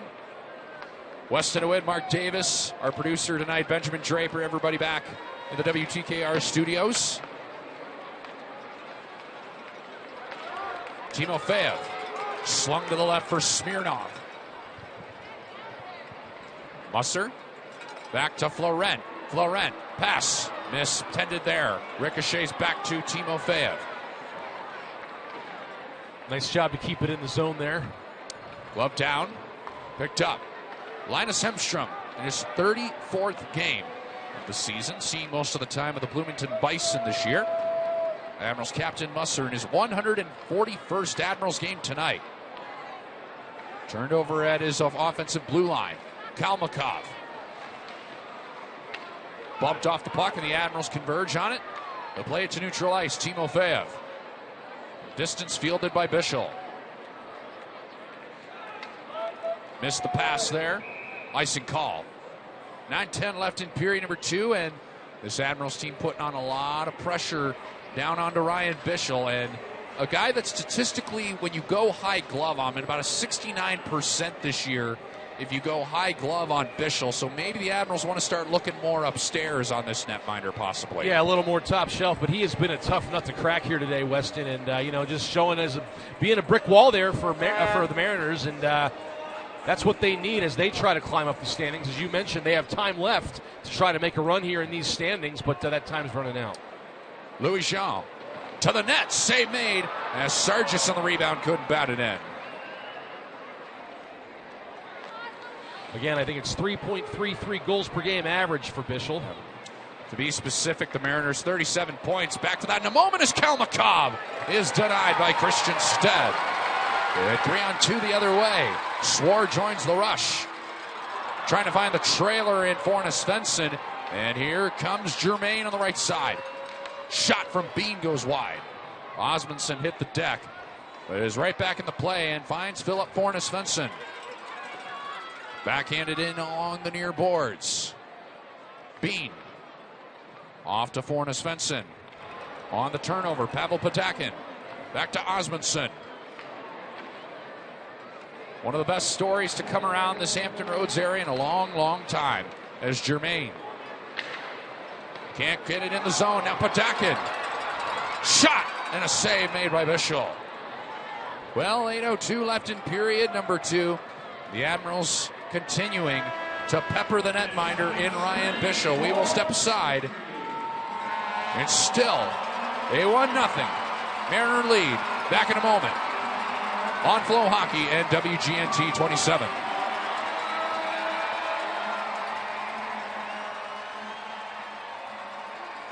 Our nation counts on the military.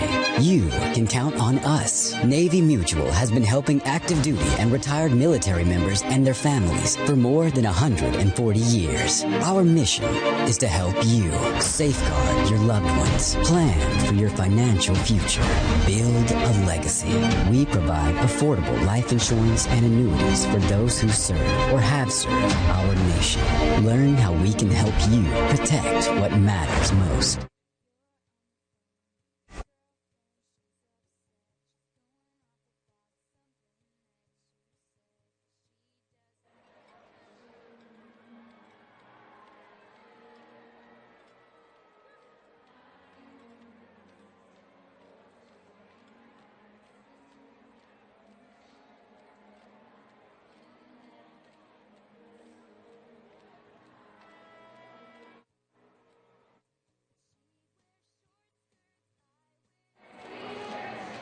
One 1-0 Admirals trail the Maine Mariners here in downtown Norfolk. Weston DeWitt and Mark Davis back with you.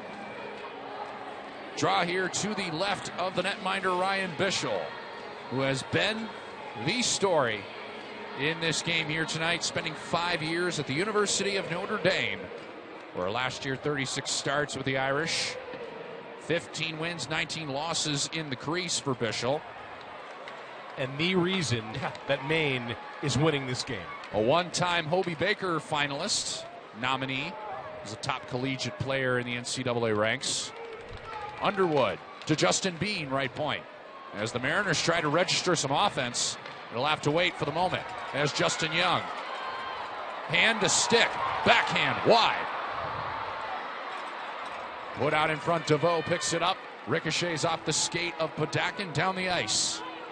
You remember last month when it was like Forna Svensson couldn't miss? Oh my gosh. I mean, let's get back into the one of those. I'm going to make him my pick to score here first and equalize this game. If he scores within the next 2 minutes, you need to come back way more than we have you planned for. Well, but right, there was that stretch there where he had the hat trick, and then I think he had 2 goals the following night.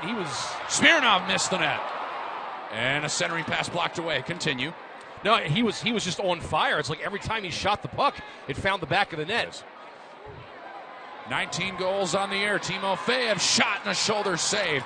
Timofeyev this year has 14 goals on the campaign. And Louis Jean trying to knife his way out in front there. In front of Sebastian Vidmar, that is. And Vidmar gets it back and picked right up by Stead. Garrett Sargis to the aforementioned Forne Svensson. He's disrupted by Lampa. And to this point, Maine still with just 9 shots at the moment. Make that 10. Saved by Stead. And if you look at the goal they did, I'm sorry, excuse me, Wesley. If you look at the goal they did score, it was kind of a pick-off pass, kind of that. Oh, excuse me, I found it. Then a really good pass and goal from them. So they made a play, but they kind of stumbled into it as well. Lots of great promotions coming your way, including the return of the Guns N' Hoses hockey charity game on Saturday, March 8th at the Scope. You can have a pregame party at 12 o'clock, then watch the policemen take on the firemen at 1 o'clock for the doors open, 2 o'clock puck drop. And if you scan the QR code, that ticket is good for both the Guns N' Hoses game and the 7 o'clock Admirals game against the Florida Everblades. Last year's Guns N' Hoses was a sellout, and we expect the same this year. We'll see you back here for Guns N' Hoses night in downtown Norfolk. The Florida Everblades are one of my favorite nicknames in the league. Yeah, we're just gloating about them back in the first period as they are going to find their way here in a couple weeks as Sargis' shot is blocked. Louis Jean's denied. Rebound, Forne Svensson's denied. Loose puck. Osmondson centers and ricochets to Kalmakov. And the Mariners just trying to get it out of Dodge. And they will. 22-9, the shots on goal right now. Kalmakov centers, blocked away by Louis Jean. Almost too many men on the ice for the Mariners. Jacob Hudson. DeVoe offside with 5:23 left in the second period. We will step aside. Still 1-0 Mariners, close, but no cigar, as they like to say for this Admirals team. Back in a moment here on FloHockey and WGNT 27.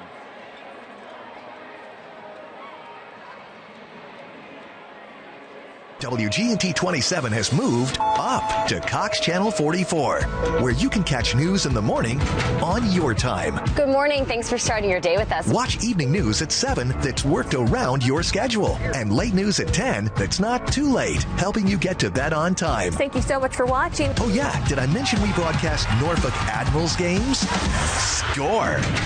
WGNT 27, your home for local news and sports, now on Cox Channel 44.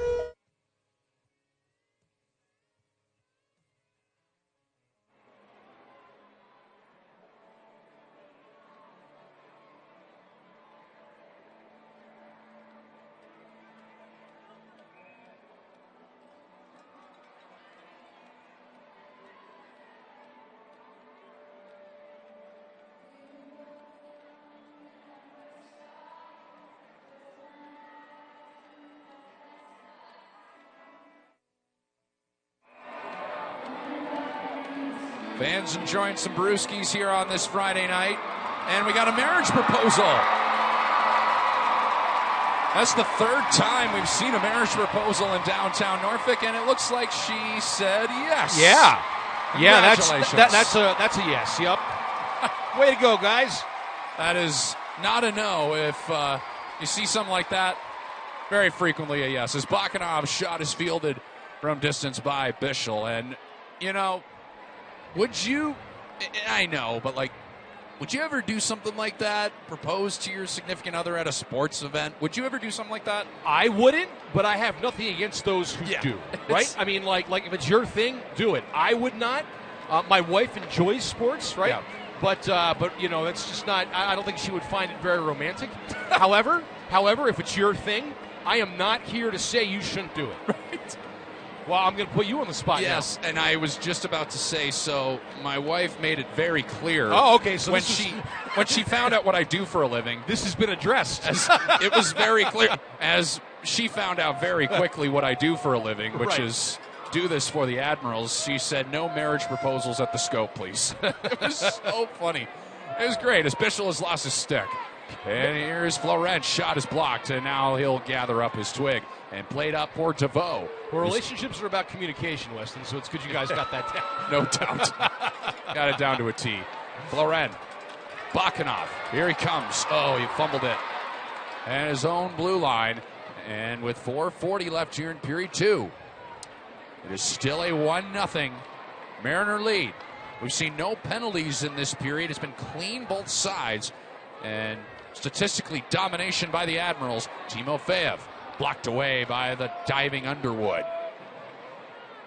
Carson Musser in neutral ice territory. Pivots. Finds Reifenberger. Offside, says Colin Gates. Lots of great content the Admirals are pumping out on social media these days. You can follow the Admirals on all platforms, on Instagram, X, Facebook, TikTok, and YouTube. That roar you hear. There you go. Yeah, is the... Congratulations to them. That is awesome. You know, that kicks your weekend off right, you know? That's awesome. That's that positive energy. Go ahead, sorry. Third time we've had that this year. Is that a career high for the That is Admirals? a career high. Yeah, We've okay. only, in 6 years of doing this, we've had at least one a season, but not 3 like this. I mean, people are just getting word of the idea, and, you know, guys maybe like it. So clearly they do. I took my daughters to a Hurricanes Lightning game years ago, and there are more marriage proposals than goals. Well, let's hope that's not the case tonight for this Admirals team, as Timofeyev blocked. Left side, Musser tries to spear it on in down low. Chase Zeke's first on the puck. Goes to Matthew Phillip. Nice hit by Carson Musser. Crunches Phillip to the ice. For our first-time viewers, the Admirals and the fans here at the Scope, every time there's a collision, this place goes nuts. As Louis Jean swung around the right boards to Montgomery. Blocked aside by Zachary Massacott. And Xander Lampa to neutral ice. Linus Hemstrom directs it on in behind Stead. Certainly have had to keep himself occupied here in this period with just 3 shots that he's seen so far. Yeah, he hasn't played poorly, but he just hasn't had much to show for anything. And, you know, letting one by, I mean, I know what it looks like on the scoreboard now, but, I mean, he hasn't really had much to deflect tonight. Good job playing the puck by Stead out of his defensive zone. Meanwhile, down at the other end. Make that 12 saves for Bischel. And a rugby style along the boards, trying to get it out of there is Justin Young. They do the Admirals, but instead it was banked off the window by Lampa. And the 21-year-old Sword. On the right of your screen to Kelly. Underwood intercepts the pass. And reset by Brooklyn Kalmakov. This Admirals team, they certainly have not struggled this year to score goals. This season, with 179 goals, that's second in the league. And they're taking on this Mariners team that has only scored 120 goals. That's the least amount in the league.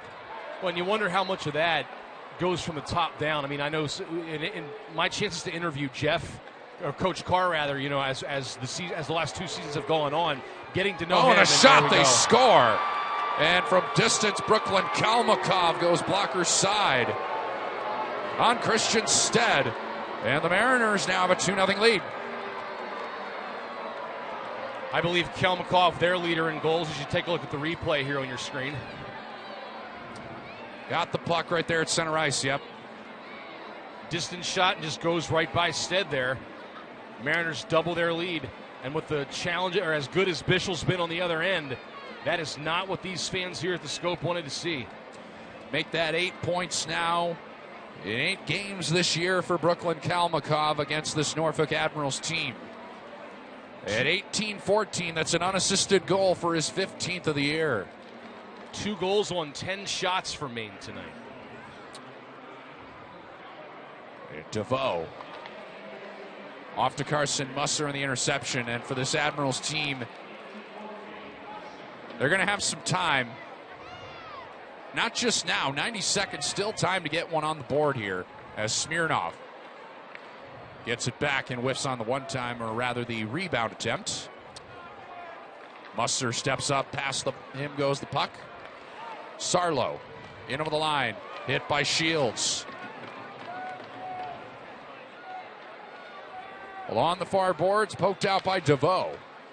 Timofeyev faked out DeVoe. He was banging his sticks, thinking that DeVoe thought that was a Mariner, but instead it was Timofeyev. So Jaden Shields high off the glass and out of play with 52 on the clock. And if you're the Admirals, there's got to be a sense of deflation in a sense when you put up these amount of shots. And for the Mariners putting up 4, they get 1. So you just kind of got to hit the reset button going into period number 3. Yeah, I mean, and don't change your pressure. Don't change your strategy. Keep it going. I mean, you know, you're doing everything that you can. You're getting the pressure, and, you know, you got to think sooner or later, Weston, one of these is going to beat Bischel and find the back of the net, and then hopefully that can, you know, uncork the flood there.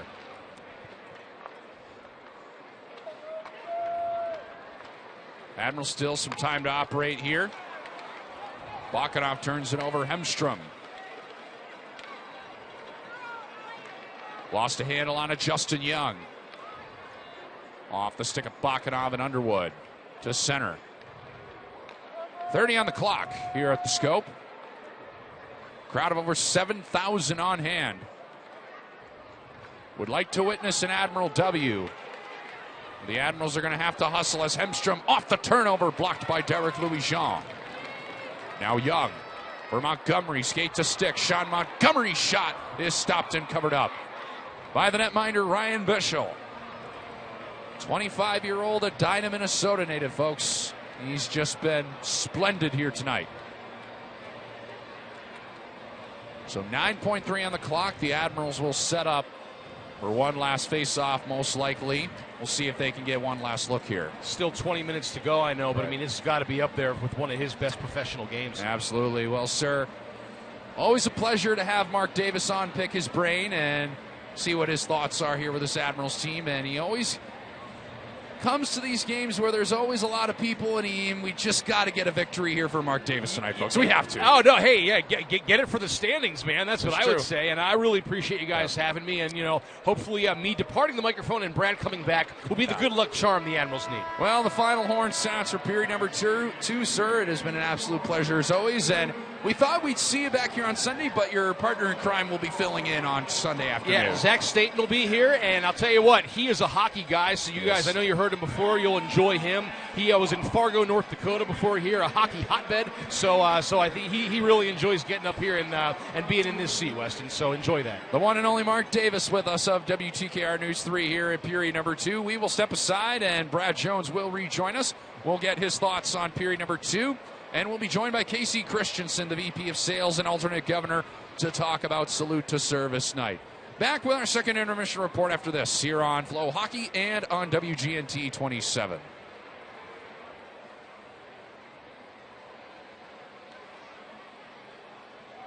Don't let a corporate franchise sell you an overpriced air conditioning system that you may not need.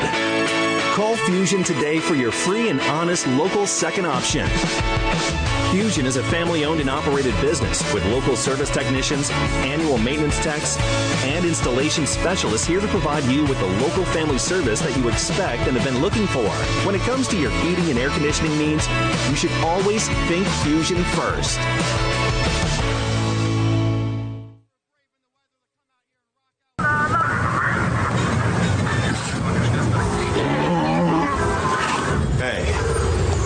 On the mountain, we've got a saying. Get off your ass.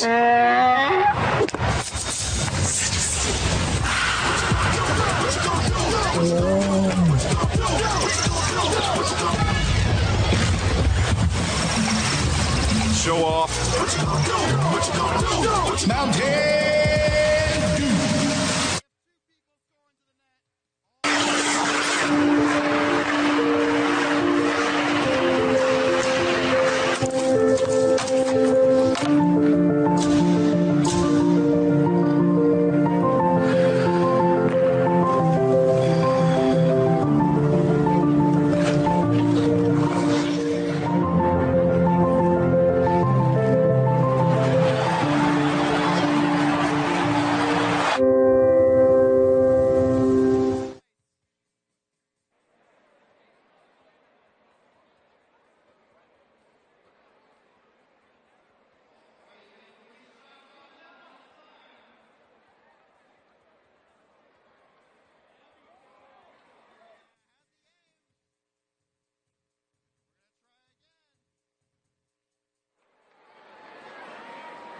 There were no penalties in that second period. There was one goal, and it came from Brooklyn Kalmakov.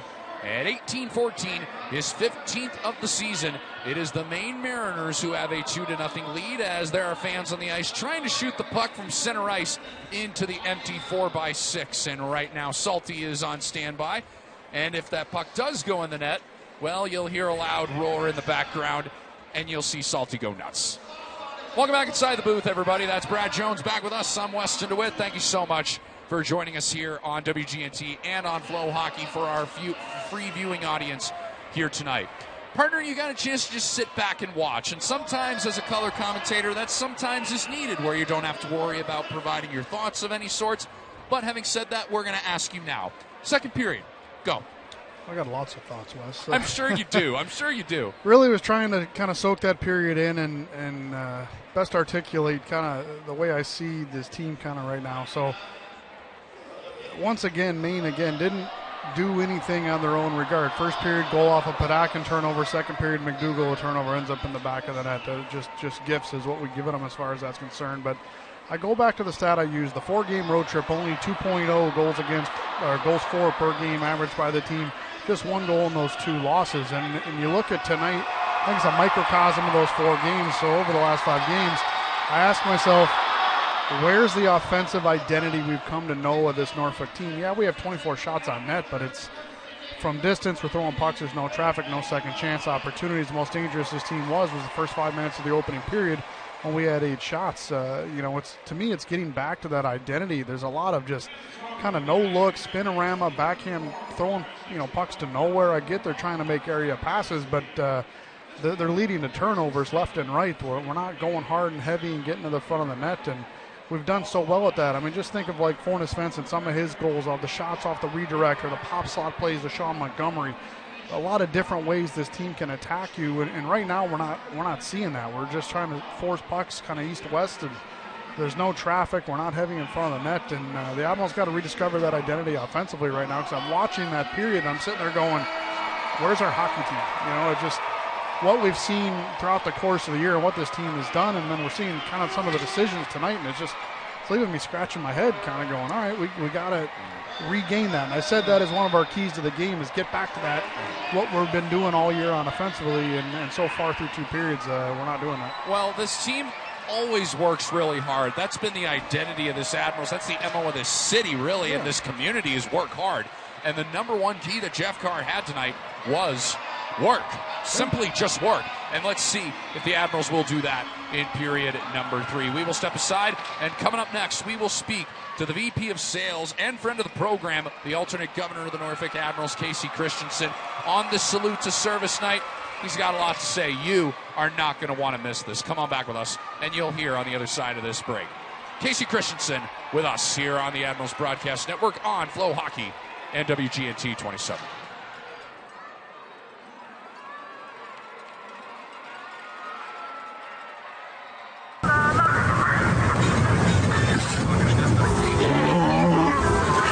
Hey, on the mountain we've got a saying. Get off your ass.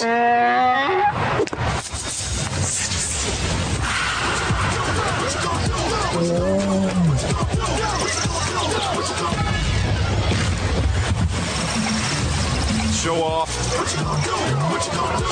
Mountain Dew.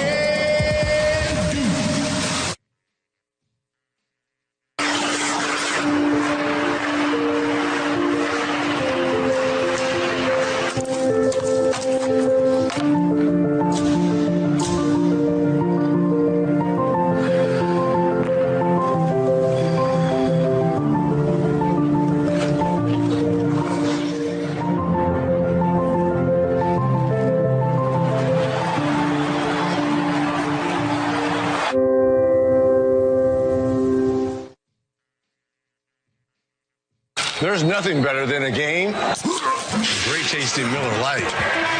It's less filling, Miller Lite. Tastes great. And how'd you get up here? It's less filling, and I use my arms. I never understood this argument. Miller Lite is both, right? Isn't that kind of its thing? There's a door? I'm giving this a lot of thought, guys, so just bear with me. Let it be both, all right? Now, there's a security guard coming by. Just be cool. Where am I sitting? Sitting? Got a lot of guys in this suite. Virginia Spirit, both on the ice and in your glass. Waterman Spirit's Perfect Orange Crush, made with Virginia's only organic vodka. Cheer for the Admirals with a taste of home. Waterman Spirit's Perfect Orange Crush, the official cocktail of the Norfolk Admirals. Heard in a car crash? Call Cooper Hurley, the car crash experts. Motorcycle crash? Call Cooper Hurley, the car crash experts. Hurt in a trucking accident? Call Cooper Hurley, the car crash experts. Call 333-3333 for your free case review. No need to worry. Call Cooper Hurley. The car crash experts. 333-3333. Grow your business faster with Chartway's Premium Business Checking, where you'll earn up to 4% on checking balances. Chartway has the tools you need for your business to grow, like tiered dividends and cash management services. Plus, earn 4% on checking balances with Chartway's Premium Business Checking. That's one smart business move that's great for your bottom line. Go to Chartway.com or stop by one of our local branches today. Chartway Credit Union, where everyone is welcome. It just keeps getting worse. Well, that was too close. Really ruined everything. This was it?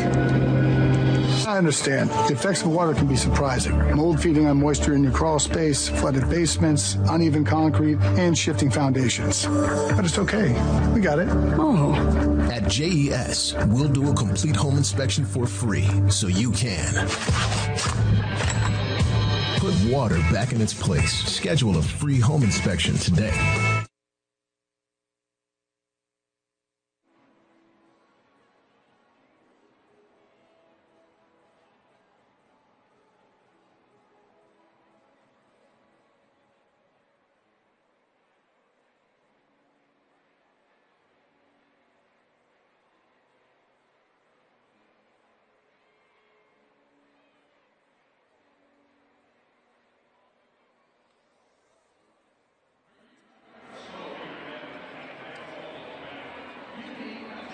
Nothing. Maine has the lead here on FloHockey and WGNT 27. Weston Witt back inside Norfolk Scope with you. It has just been a really cool night from an overview perspective because you see on the ice right now, folks, the green, the nice little homage to the Salute to Service night presented to you by WTKR News 3. And we welcome you back inside the broadcast booth, everybody. That is Casey Christensen. He is the VP of Sales and alternate governor with the Norfolk Admirals and also a friend of the program. He wanted to make sure that was very specific. That's what we like to hear. Last time he was on here. So it is Salute to Service night. You did serve in the United States military. On this Salute to Service night, I just wanted to give you the floor to say your thoughts on Salute to Service night. Yeah, absolutely. Thanks so much for having me, Wes. A little bit different than what I normally do. Tonight I'm not here to talk about ticket sales or promotions. Yeah. I want to talk about the exceptional men and women who put on the uniform every day to protect and defend this beautiful country and everything we hold dear. The Norfolk Admirals take military appreciation very seriously. We're proud to be the home team in a region with one of the largest military communities in America, and those who serve deserve our gratitude and respect. From the beaches of Normandy to the islands of the Pacific, the snowy shores of Chosin Reservoir, the jungles of Vietnam, the deserts of Iraq, the mountains of Afghanistan, throughout history, Americans have made the ultimate sacrifice for our freedom. They didn't serve for political reasons. They didn't choose where or why they fought. They answered the call because they were true patriots, true Americans, and true heroes. Today, over 1.3 million men and women serve in our military, many right here in Hampton Roads. And they give up a lot of time with family, personal comforts, and a lot more that we often take for granted. And they do it all voluntarily. No matter why they joined, every single one of them at some point in their service is going to have to set aside their personal wants and needs for the greater mission, looking out for their brothers and sisters to their left and right.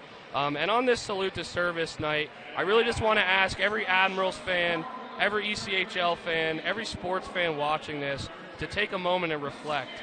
In some parts of the world, people don't have internet access because their leaders fear them knowing the truth. Other nations don't allow their women to show their faces in public. And others, you can't speak your mind. That'll land you in prison. And, you know, despite the disagreements that we have on policy and procedure, in America we don't face any of that. We are free.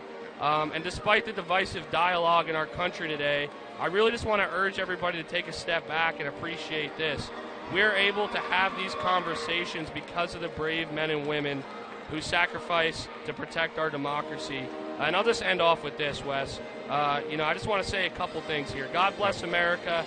God bless our men and women in uniform, and God bless those who've made the ultimate sacrifice in service to the United States of America. I'd like everybody to take a moment to thank a service member tonight or tomorrow.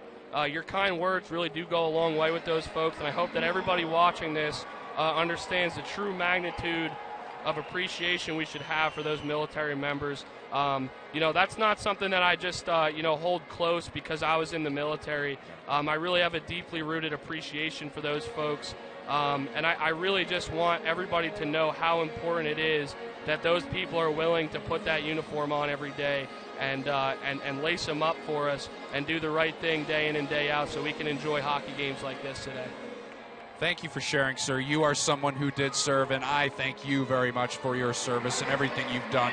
As I want to spin this thing forward a little bit here, you've had a chance to kind of roam the concourse here tonight. There's over 7,000 people here in the building. An incredible scene here in downtown Norfolk tonight as the Admirals try to get back in this game here in the third period. But aside from the hockey side of things, when you've walked around here tonight, I'm sure there just has a great sense of pride in this crowd, being able to connect with one another and talk about being able to just salute everybody that has served this country. 100%. That's what it's all about, Wes.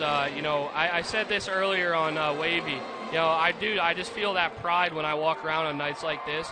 And, you know, we're really proud to say we've got over 400 tickets out there tonight that were donated to active duty military in the area. Just trying to get those guys out, you know, give them a good night off, let them have some fun on us and on some of the partners that helped us out with that. So really proud to be able to give back, even with that little gesture and, you know, do things like this. I love the service songs.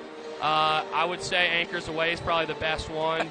But this is the kind of stuff, man, I love doing it. I love seeing all the generations of military in the crowd standing up, showing their pride for their service or their family member's service. And, you know, at the end of the day, we love hockey. We're a big hockey family here in Hampton Roads, and to be able to pay it back to those people that are such an important piece of this community, it's really just, it goes without saying. It's something that needs to be done here, and I'm super proud to have a part in doing that. You are one of the best in the business, sir. Thank you so much for your service to this country, and thank you so much to everybody that has bravely put their life on the line to protect this great nation. That's Casey Christensen, the VP of Sales and alternate governor with the Norfolk Admirals. We will step aside. Third period's yours after this, here on FloHockey and WGNT 27.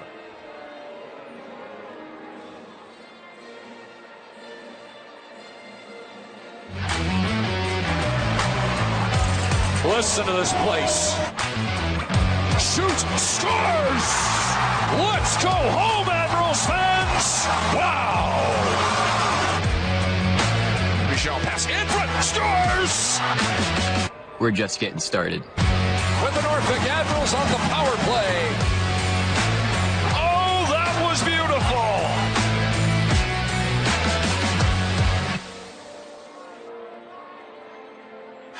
For real casino gaming, there's no place like Rivers Casino Portsmouth. Play over 1,400 of today's hottest slot machines like Dragon Link, Ultimate Fire Link, Buffalo, and more of your favorites. And live and electronic table games like Blackjack, Baccarat, and 3-card poker. Rivers Casino is your favorite new destination for gaming, dining, and entertainment. So come play today. It's time to get real at Rivers Casino Portsmouth.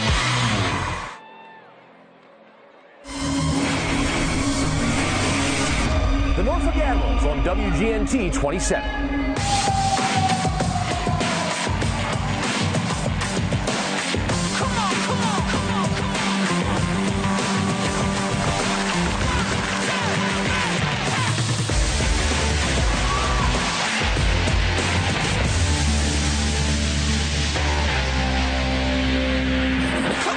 Rebound, scores! Admirals on WGNT 27.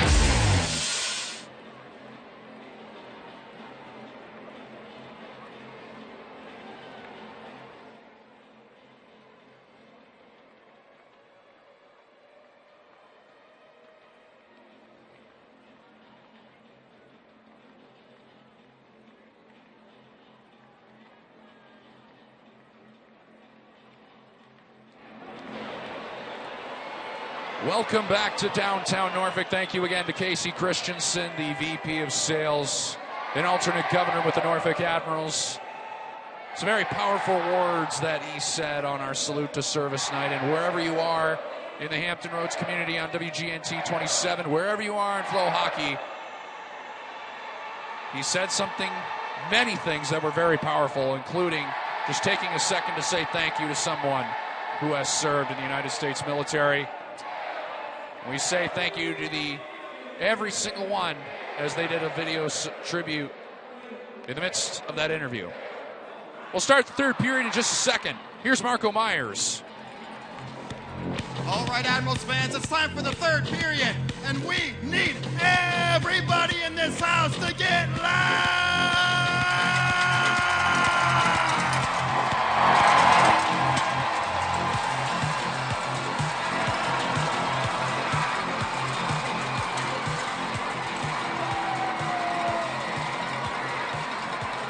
They oblige and go nuts.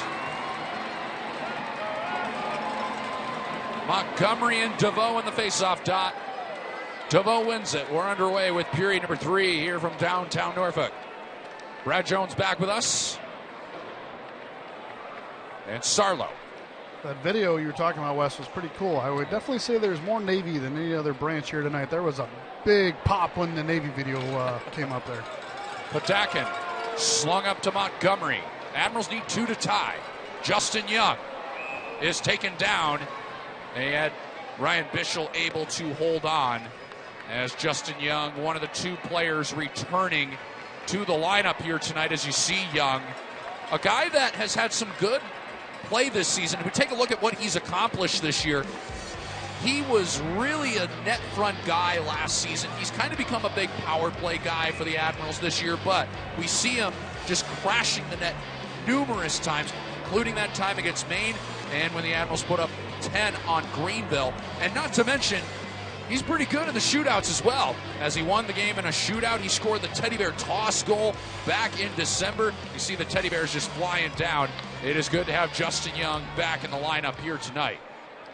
And I think what wasn't kind of said or shown there in the video, talking about the goals and stuff, Wes, but obviously he's missed some games, but before his injury, I think he was leading the team in block shots too, so doing a lot of those things on the defensive end of the puck. We mentioned it, 42 hits. That leads all Admirals forwards, even with his absence. This is his game number 40 on the season for him.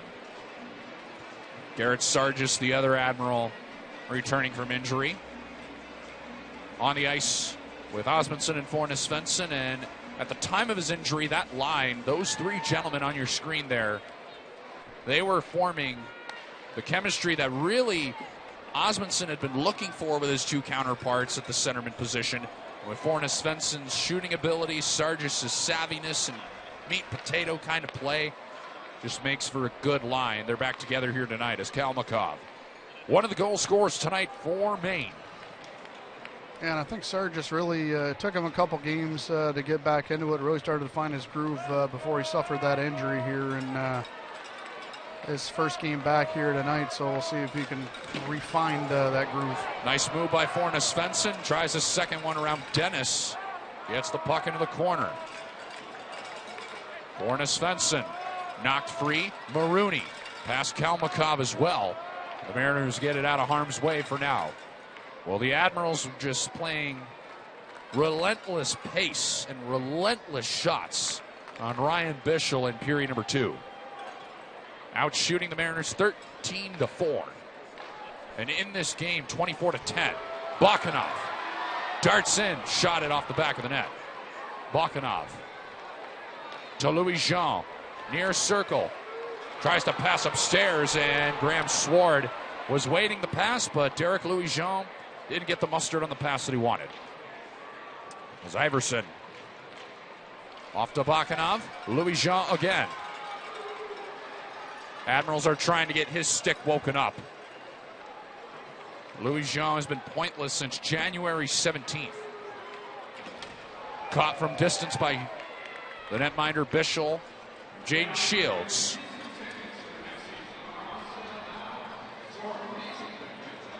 You can see some of the fans that braved the snow and were able to make it here to Scope tonight. Wonderful crowd here in downtown Norfolk tonight, and it's only going to be bigger tomorrow for the Yorktown City Series debut. There will be a couple of number changes for the Admirals tomorrow night. We'll disclose all that information at some point tomorrow. Shields shoots, blocked, rebound. Bischel denies that one as well. Now Padakin. This is Carson Musser. Hot pass, too hot to handle. And now Shields again.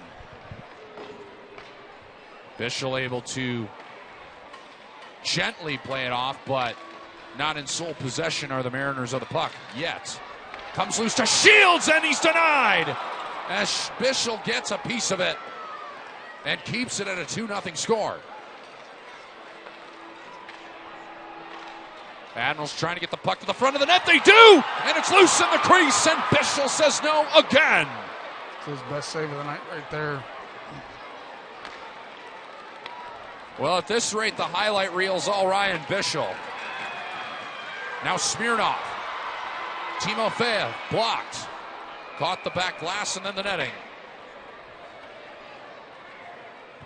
And if you're the Admirals at this point, you have thrown everything but the kitchen sink at this young 25-year-old goaltender who has been very inconsistent this year. But at this point tonight, he's looking like the second coming to Dominik Hasek. I think for most of the game, we've made him look like the second coming of Dominik Hasek. But right there, you see that scramble. That's what we saw in the first 5 minutes of the game. That's what, at first you don't succeed, try again, Wes. And that's the type of play the Admirals need to keep going on. Is that Massacott and Reifenberger going at it again? But they got to keep doing that if they're going to find a way to find the back of the net. Is making his life difficult. They made him have to make a big save right there. And if he's going to beat us tonight, they got to make him keep making big saves.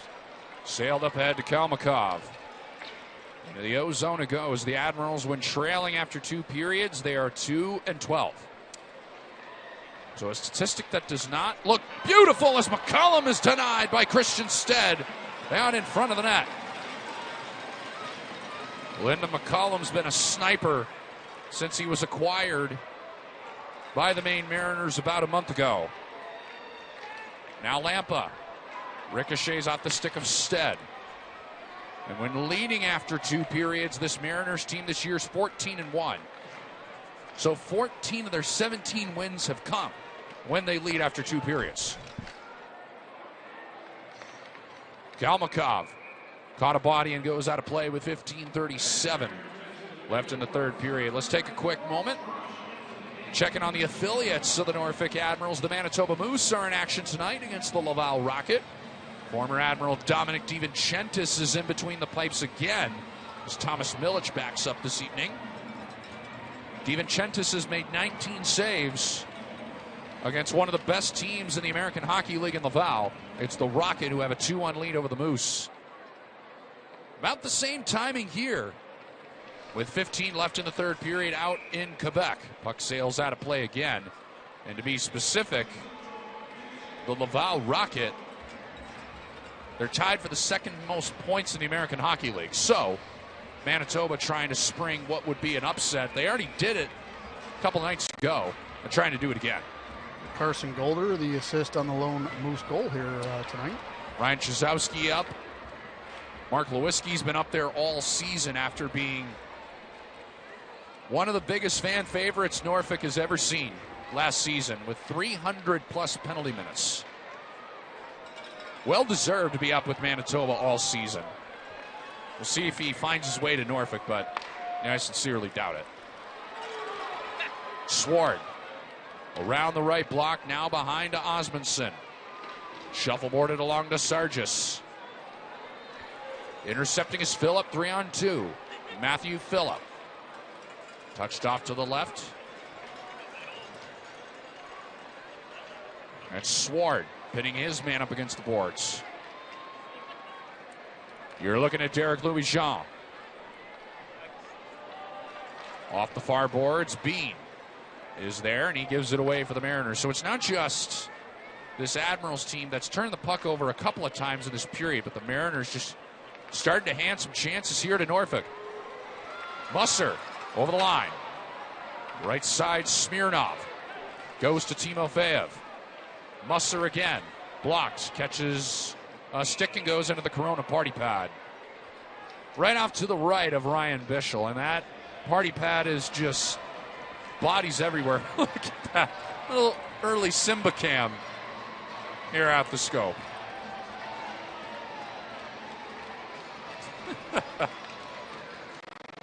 Youngster was looking at the lady with the beer behind him. Well, this Admirals team is 7-2 against the Mariners this year. 3-0 here at the Scope. This is the first of 3 between these squads this weekend. Massacott to Bean. Overskates it. Massive pinball puck, Bean. Kept in by the Admirals. Massacott holding up. Smirnov, no call. We haven't seen a penalty in this game called. Oh, man, here we go. Massacott dangerously on to Smirnov. And Massacott lost his marbles for a moment. It looked like he cross-checked him in the face when he was down on the ice. We saw Paquette do that last year to Mark Lewinsky in the playoffs. Dylan Sater is on the scene, the head official tonight. We haven't seen a penalty since the 17:50 mark of the first period. Massacott's definitely going to go. Timofeyev's going too. 13:52 left in the third. We'll sort all this out. The other side of these words. 2-0. Maine still has the lead here on FloHockey and WGNT 27.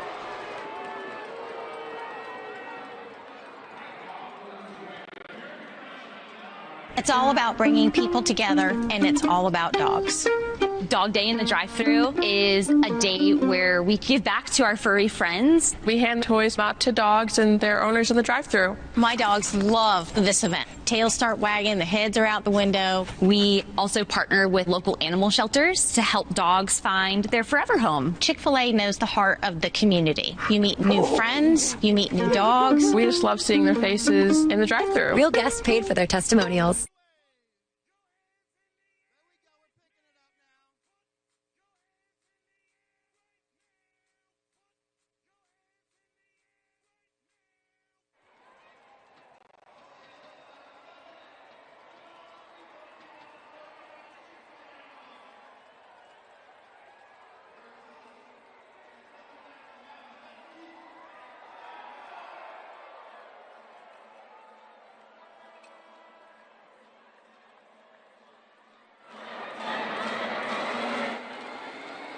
This is the tradition of the first media stoppage in the third period. Fans break out into the wave. It is Marco Myers who instructs it, but always a big staple the start of the third period here in downtown Norfolk. Come be a part of the Yorktown City Series taking place tomorrow, presented by Langley Federal Credit Union. You scan the QR code on your screen right now. You can get your hands on the game-worn jerseys for the Yorktown Admirals. Plenty of other great things up for auction. You can visit by scanning the QR code right now. The auction is live and goes until tomorrow night.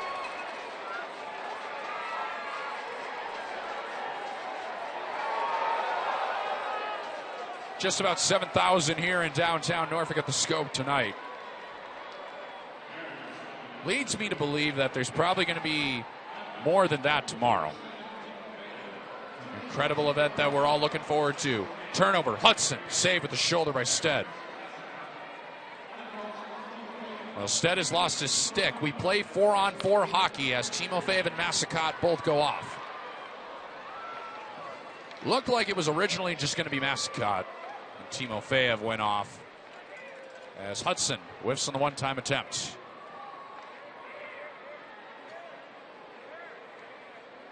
This is Brady Florent. He averages 18 minutes a night. That leads all forwards. Here tonight, he's been held off the board. And so have the rest of his teammates. Leading the charge is Florent with 3 shots tonight. Sargis, shot, pad save, rebound Fornes. Svensson was there, but blocked by Bean. Now Fornes Svensson, shot and a save again. Sargis, no look pass, just missed Osmondson. He had the right idea. McDougal will go track it down. McDougal with speed, stops. Osmondson held up by Underwood, puck loose, Sargis. McDougal, crisscrossing there. 26 seconds left in the 4-on-4 hockey. Marooney kept in by Bakanov. Crafty play by the Russian forward. Tries to muscle his way to the net.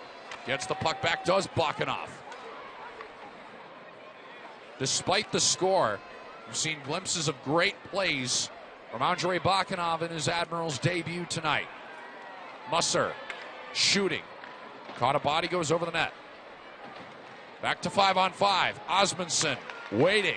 Centers. He had Patakin possibly just off the toe of his stick. Cleared out by Maine. Again, just 11 shots to Maine's credit here tonight. Patakin. In he goes. This season, 28 points in 31 games for the Ukrainian forward. Smirnov. Hard pass across the ice. Sticked away by Linus Henstrom. Nick Germain over the line. Germain shooting. Misses the net.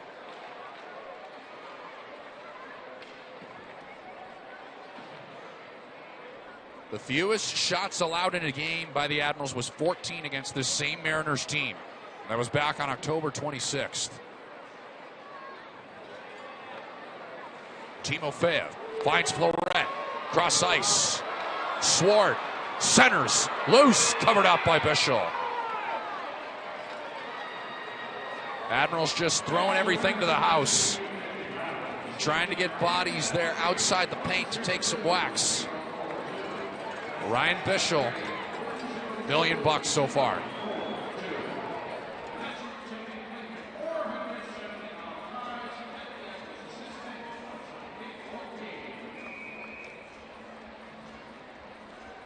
Reifenberger will take the face-off with Montgomery to his left and Justin Young off to the right.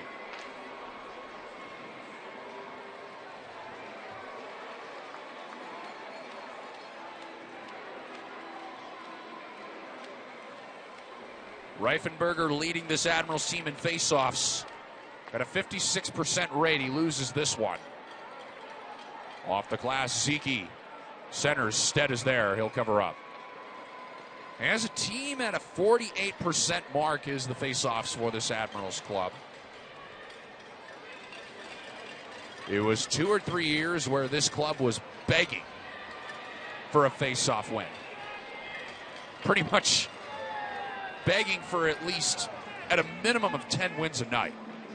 And now, with Smirnov, Osmondson, Reifenberger, and now Grant Hebert. Hebert out of the lineup tonight, coming over from the Reading Royals. Starting the year in Manchester in the EIHL. Just lighting up things in Manchester. And elected to come back to the United States. Wouldn't be shocking if he's in the lineup tomorrow. We'll see. Young with a nice hit onto Underwood. Draws a nice pop from the crowd. Admirals still fighting hard here in period number 3. They trail 2-0. There is time still. But before you know it, you're going to blink, and that time is going to go down to 5 minutes and then 4. And you get the rest. Iverson to the speeding Montgomery. Saved by Bischel. There's Iverson outside the rack. Little face wash to Sebastian Vidmar. 9:54 left in the third. We step aside. Ryan Bischel, single-handedly responsible for the score. Back in a moment. Here on FloHockey and WGNT 27.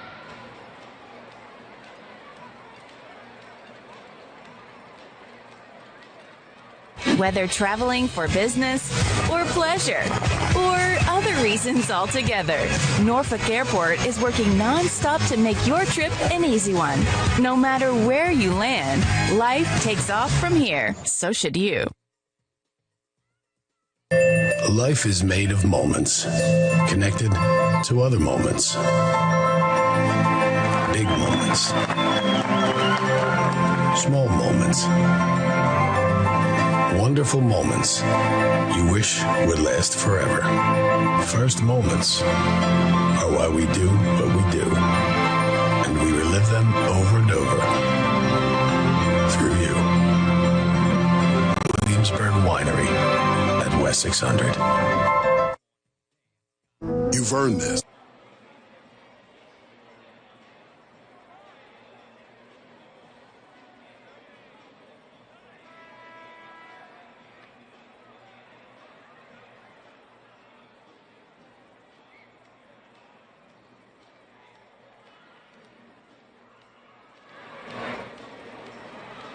Fans still hanging out here at the Scope, having a good time. Despite the score, there's still time to work with. Fans grooving away. Draw to the left of Bischel.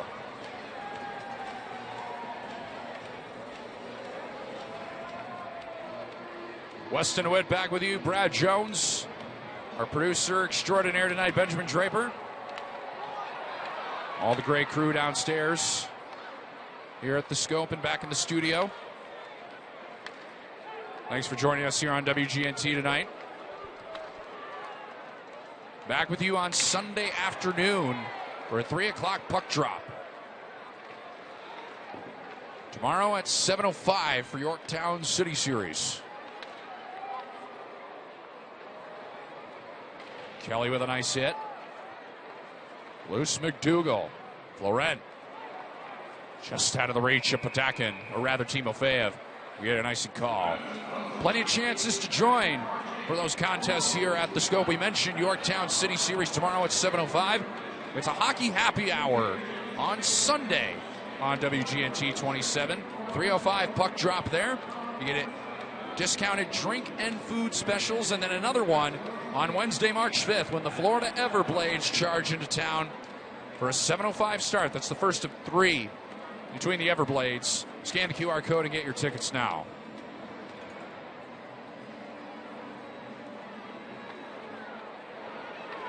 .9:15 and counting left in period number 3. It's a 2-0 Mariners lead. Our crew downstairs will work on getting that bug back up for you guys.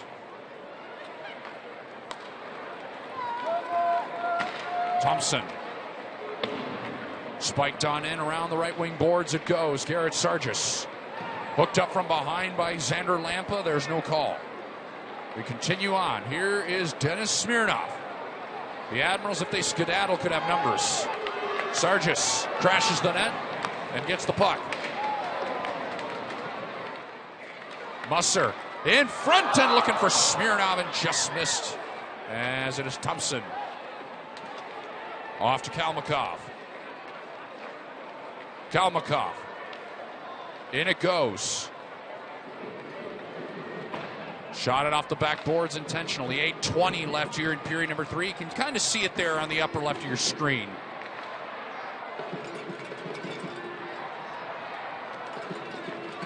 As Sebastian Vidmar started the scoring here tonight, he is in the O-zone for Maine. Unable to create anything at the moment. That came at 17:36 from Hemstrom. Vidmar gets it again. Stick checked away. Now it is Phillip who shoots and a blocker save.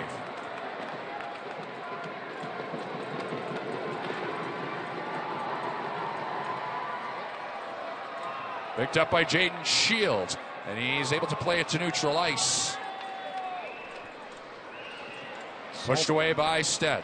Salty over there banging the drums, trying to get the crowd going with the Let's Go Admirals chant and get some energy to make a late push here.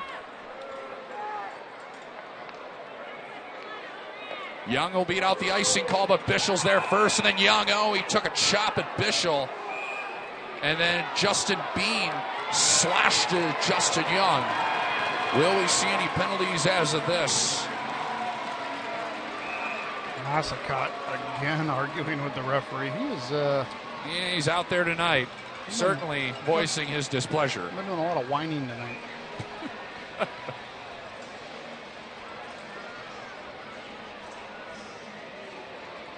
No penalties as a result of that.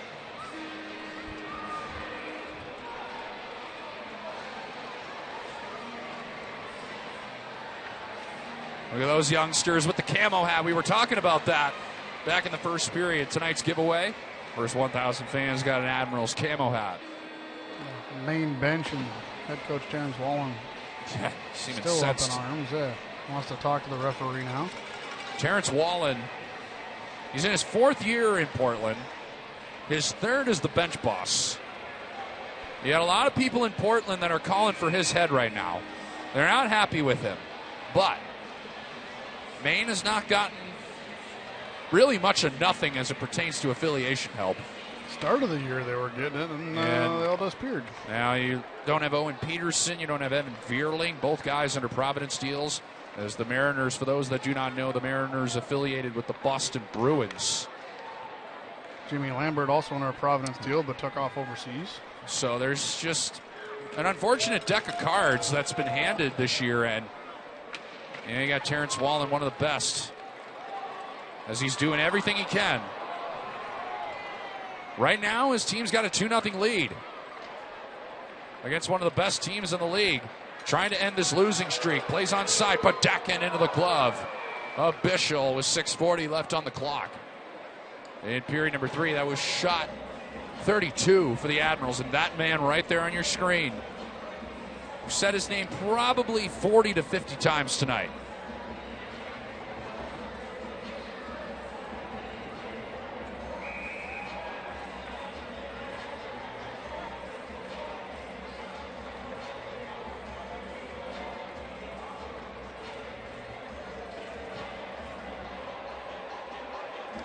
Andre Bakanov on the bottom of your screen sets up.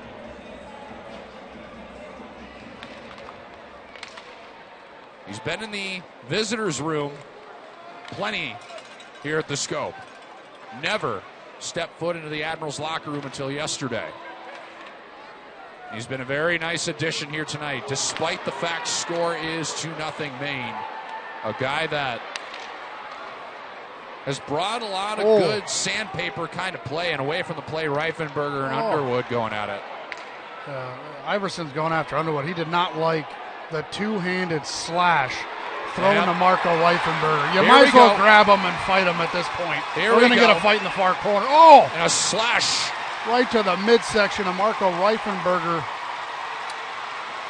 I think it was Tristan Thompson that just two-handed him right in the stomach. Now he looks like he's trying to spear him down there, too.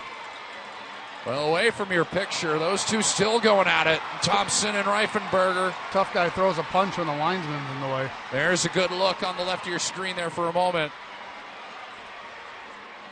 Well, there will be penalties, no doubt.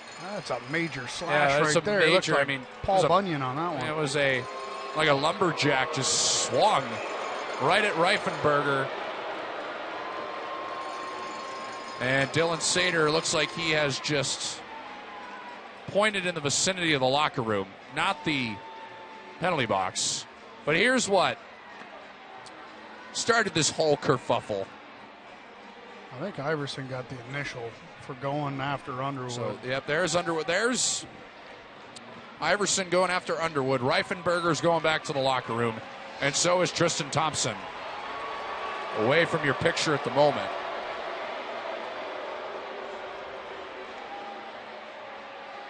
I mean, at that point, the way that all started behind the play is Underwood with a huge chop on Reifenberger. I'd like to see Iverson just shed his mitts right there and take a pound of flesh. You got to make them fight at that point. Yeah. You want to swing your stick around like that, you should be answering the bell for it.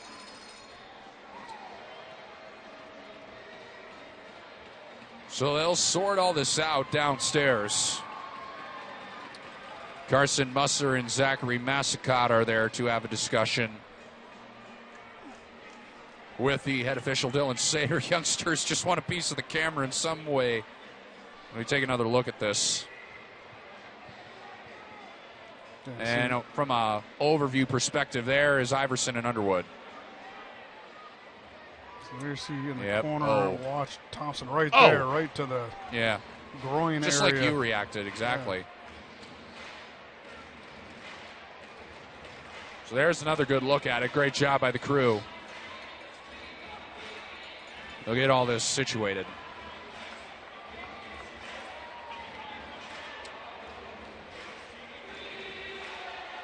Bucks at center ice. Dylan Sater now discussing with Terrence Wallen.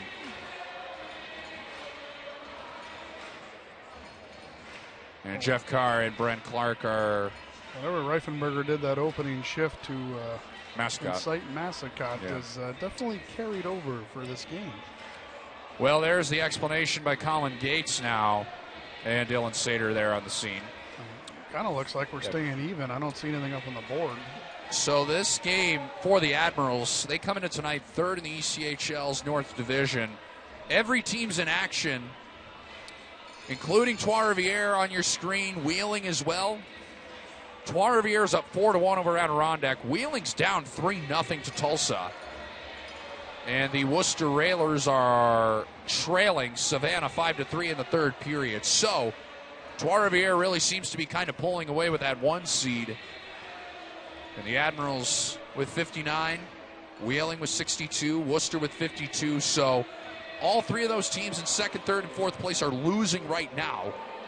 And if the Admirals can get 2 goals and a third, maybe they can. That's where those 2 points tonight, Wes, with Wheeling losing is tough. So right now we see on the board it's a 2 for slashing, 10-minute misconduct for Thompson, and a 2 for roughing and a 10-minute for Reifenberger. Yeah. So interesting that I thought the initial was on Keegan Iverson, and it doesn't appear that maybe they forgot about it. I'm not sure. So a slash, as you mentioned, to Thompson, rough to Reifenberger, and we will play 5-on-5 hockey.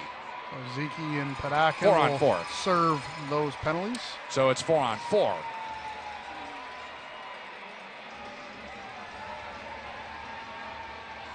Salty's got his tarp off. Oh, no. He's running around again. He's got his camo. He's got like the sniper camo going tonight. For our first-time viewing audience on WGNT, Salty is the mascot of the Admirals, and at one point or another, he will take off whatever piece of paraphernalia he's got on, and as Hudson shot it wide back in play, he will take off this said paraphernalia, and he will then charge his way around the lower bowl and waving his shirt around like he's at a playoff game in the NHL with a towel in his hand. Hudson, right side. Nice hit by Justin Young. And here's Sargis. Now to Dennis Smirnov. We approach 5 minutes to go here in the third period. In a 2-0 Maine lead. 2 big points are up for grabs for the Admirals right now. Florence on side, the Maine native. Cross ice. Now Florent again. Through his wicket, Sebastian Vidmar goes down the ice. McDougall. Behind his net. Final 5 brought to you by Centera, the official sports medicine sponsor of Norfolk Admirals hockey. Osmundson's on side. Tries to fork it away to the front. Timofeyev spins away.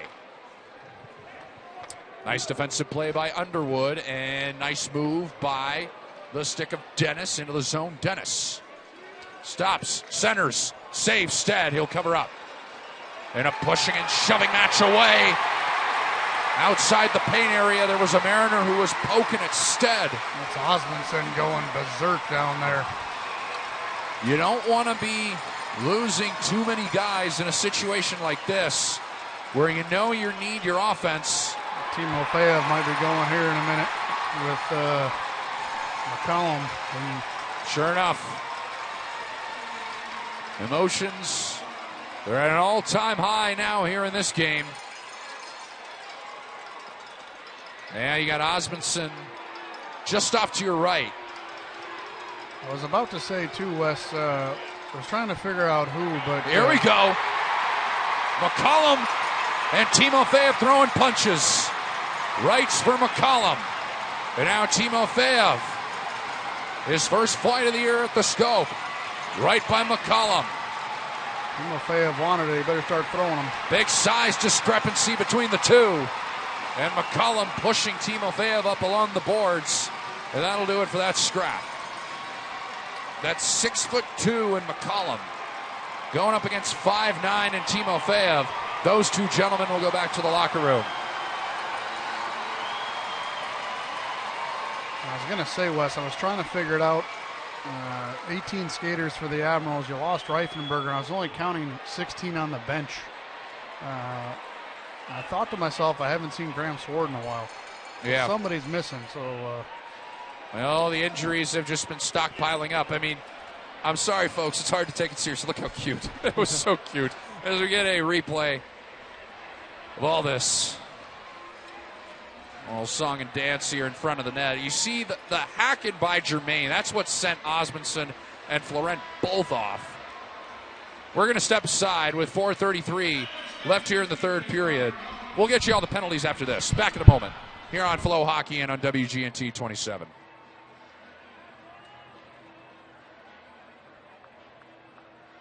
So hold it up high. You push through working hours and after hours. You are a fighter, and this is your reward. Modelo, the mark of a fighter.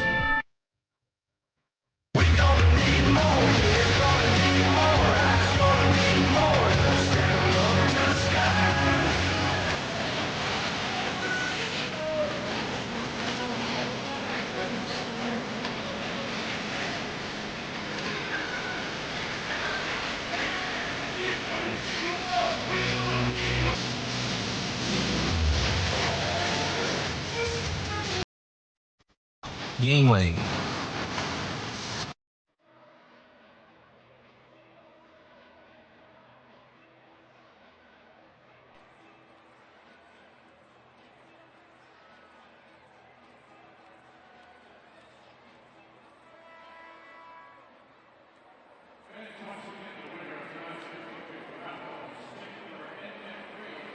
Welcome back to downtown Norfolk. Weston DeWitt and Brad Jones with you and the rest of our outstanding crew.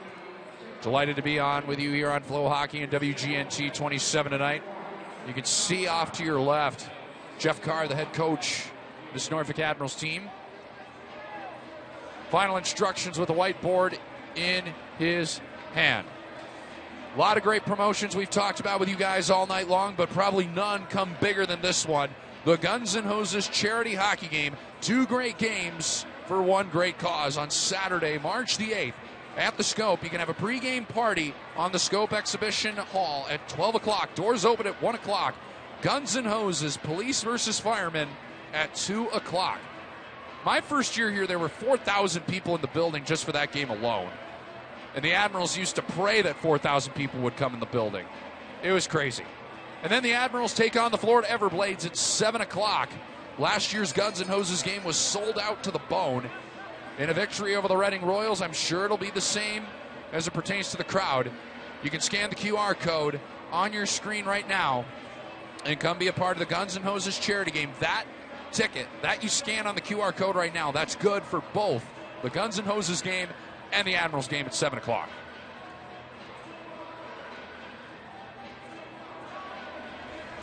Well, as a result of all that, Brandon Osmondson is in the penalty box, and the Admirals are shorthanded.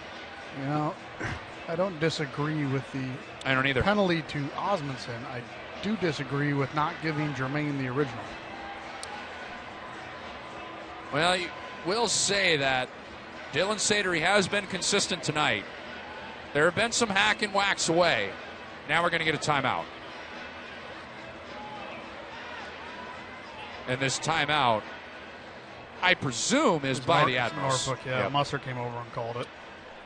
So if you're just joining us, Sebastian Vidmar at 17:36 from Hemstrom made it 1-0. And then Brooklyn Kalmakov is 15th of the year at 18-14.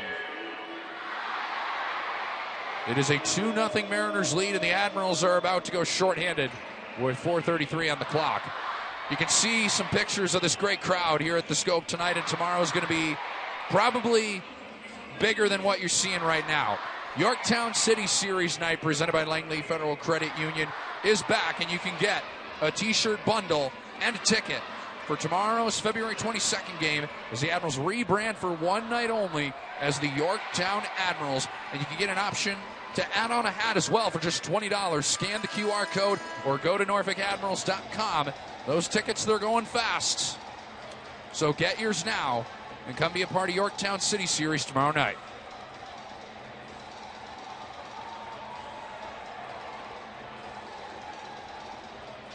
The Admirals are 0 for 1, or rather 1 for 1 on their penalty kill tonight. You're looking at Brandon Osmondson in the box along with Badakin. So we know for sure Reifenberger and Timo Fey have thrown out of the game. Worth note, folks, tomorrow's lower bowl is sold out. Bean off the faceoff win. Bean straight away. Massacot. Bean. Drive off the side of the net by Kalmakov. Now Kalmakov again. 15th of the year. Back in the second period. Kalmakov. Bean. Shooting. Pad save. And squirted just wide of the near post. Cleared out by the Admirals. Now 5-on-4 as Badakin and Zeke are out of the box. What a moment this would be for Maine after just a treacherous 3 games in Rapid City, including where they had to play a game at 2 a.m. their time, East time. And a club that has just been decimated by losing guys to Europe, not getting much help from Providence, and they are 3 minutes and 35 seconds away from a big victory, if they can hold on. Lost 8 games in a row on the road, too. So it's crunch time here for both these teams as Dennis to Kalmakov. Dennis. Bean. Hudson. Shooting. Blocker save. Stead. I know it's gotten lost in the shuffle a little bit, but Christian Stead with 14 big stops. Kalmakov. Too hot. 30 seconds left in the penalty. Admirals able to turn and fire it down the ice. The star of the game, Ryan Bischel, you're looking at him.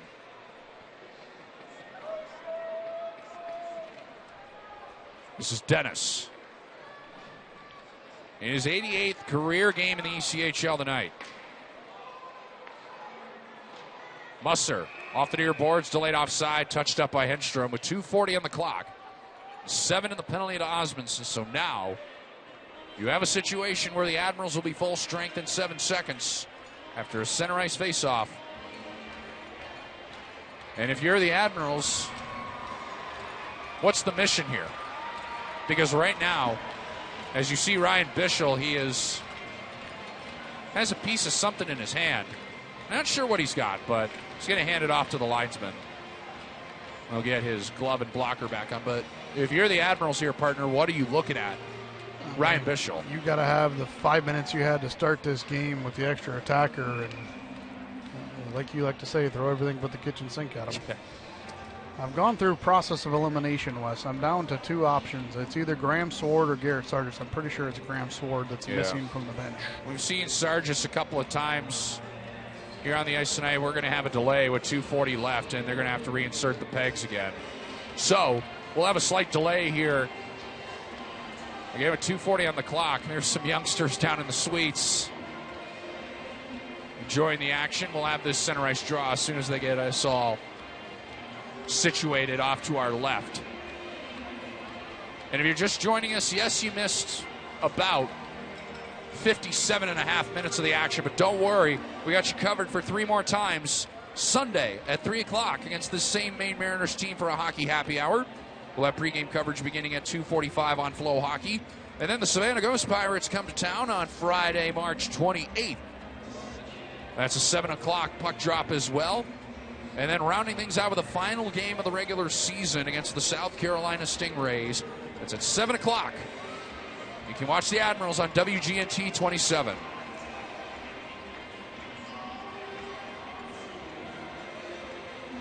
And everybody with the Admirals would certainly love to thank everybody back with WTKR News 3. Great partners they've been this year in the first year of this partnership. VP, General Manager Adam Chase, and everybody back out there at WGNT and WTKR. You guys have just been awesome. Vidmar looking, tries to go backdoor, blocked away by McDougal. And that is a successful Centera Therapy Center's penalty kill. Nice toe drag by McDougal, and now the Admirals got hustle. Down by a deuce. There goes Stead to the bench. McDougal whiffs on the shot. It was on his knees. Now Germain gets it. Plays it off the right side. So, with Stead to the bench, the Admirals get the extra attacker on the ice. And the Admirals need 2 to tie. Bischel, he's got it. He's going to shoot. And blocked away by Bakanov. Centers. Pinball cleared out by the Mariners. Skittering down the ice. Icing waved off. Ryan Bischel thought about it. We saw a goalie goal here back about 11 months ago when Oskari Salminen scored the second goal in Admirals history. Got to get help. Goalie goal, that is. Got to get help. Cleared out by the Mariners down the ice. This will be an icing call. You just can't have situations there. You got an extra attacker on the ice, and there's 2-on-2 battle along the boards. Easy pop-out puck support for Maine. It's down the ice. You got to get numbers on the puck and get possession. Borna Svensson and Florent currently on the ice. I think they got to fix the clock, Wes. I think it ticked off a few seconds. Yeah, they're going to put some time back on the clock, and this will allow Jeff Carr to figure out exactly who he would like to send out there.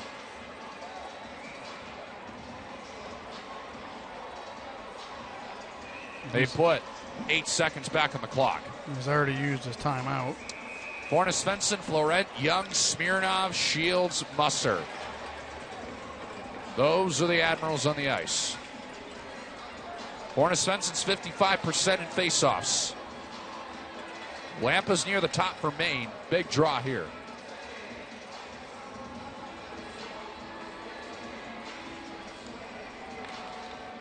Mariners win it. Musser, chest to stick, keeps it in. Gets it to the front of the net, gobbled up by Bischel. And then Massicott asserts his alpha superiority right in front. He's got a hold of Florent. Gets him out of there.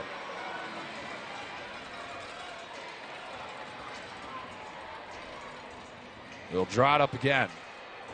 So the clock went from 132 to 124. They added another 8 seconds. And now 124 is back on the clock.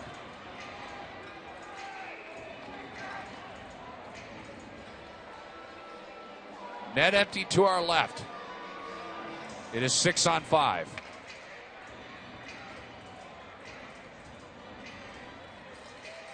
Borna Svensson wins this one. Musser looking. Blocked. Now Shields. Left corner it goes. Lampa. Former Penn State teammates there. Kalmakoff to the empty net. Just wide. Icing call. The whole play happens off a board battle. And Admirals losing that board battle. And I come back to what I said 30 seconds ago, Wes. You got to get numbers in on those pucks and win those board battles, especially with that extra attacker. You don't have full possession of the puck. There's nothing to set up for you. You got to battle for it, make sure you get it. And right now, Maine's winning those board battles, and they've gotten 3 or 4 clears out of it.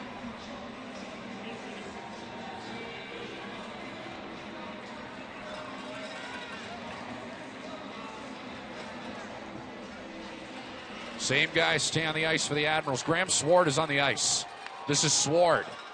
When we thought he was out, he's out. He's out there now. Inside a minute to play. Shields. Young. Gets it. Young. Shot it wide. Now for Svensson. to Florent. Centers locked away by Bischel and fired out by the Mariners. They have had Brady Florent locked up over the last 3 games. They have just absolutely neutralized him in every way, shape, and form. This would be the second time that the Mariners have shut out the Admirals this year if they hold on. And worth note, it would be Bischel's first professional shutout. Well deserved if he gets it. Yeah, if you look at that game in Maine, too, I think the Admirals played a good game. I think Nolan Meyer was really the key in that game. And I think tonight we talked about a lot of the East-West stuff. Find what they had the start of this third period, the start of the first period on a consistent basis, and they'll kind of regain that offensive form we've been talking about, Wes.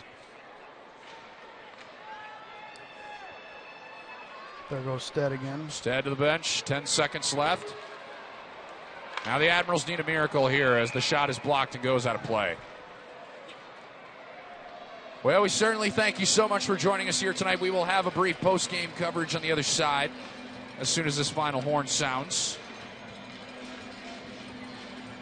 The Admirals will fall to 28-17 on the year. Worth noting, it is a final. Tulsa beat Wheeling 3-0, so you can call it a wash in the standings. That is if Savannah holds on against Worcester. Because right now, Trois-Rivières is just pulling away. They win 4-1 tonight against Adirondack. Trois-Rivières doing what the good teams do, West. They're asserting their will. That's what they're doing right now. Holy cow, they've pulled away in this division. They're playing Adirondack 7 times in a row. That helps, too. Ryan Bischel, congratulations to him. He's got his first pro shutout. And the Mariners snap out of their 4-game skid. Post-game show on the other side of these words as the Mariners defeat the Admirals tonight by a count of 2-0 here on FloHockey and WGNT 27.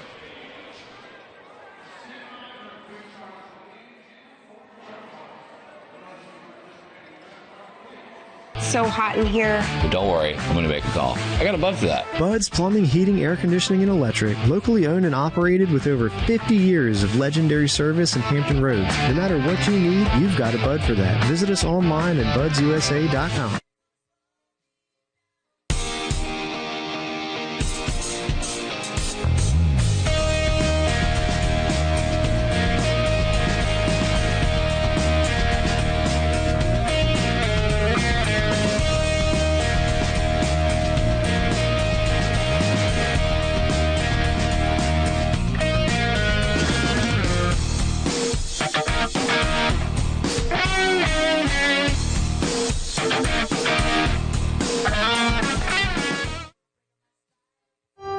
Norfolk Admirals hockey fans, I'm Jan Jeffcoat from the National News Desk. Depend on our network of nearly 4,000 local journalists when news breaks across America. Locally covered, nationally connected, the National News Desk covers major breaking news across the nation, region by region, state by state, city by city. The National News Desk is America's News Now. Weekday mornings beginning at 6 on MyTVZ. Hey, grab me one too.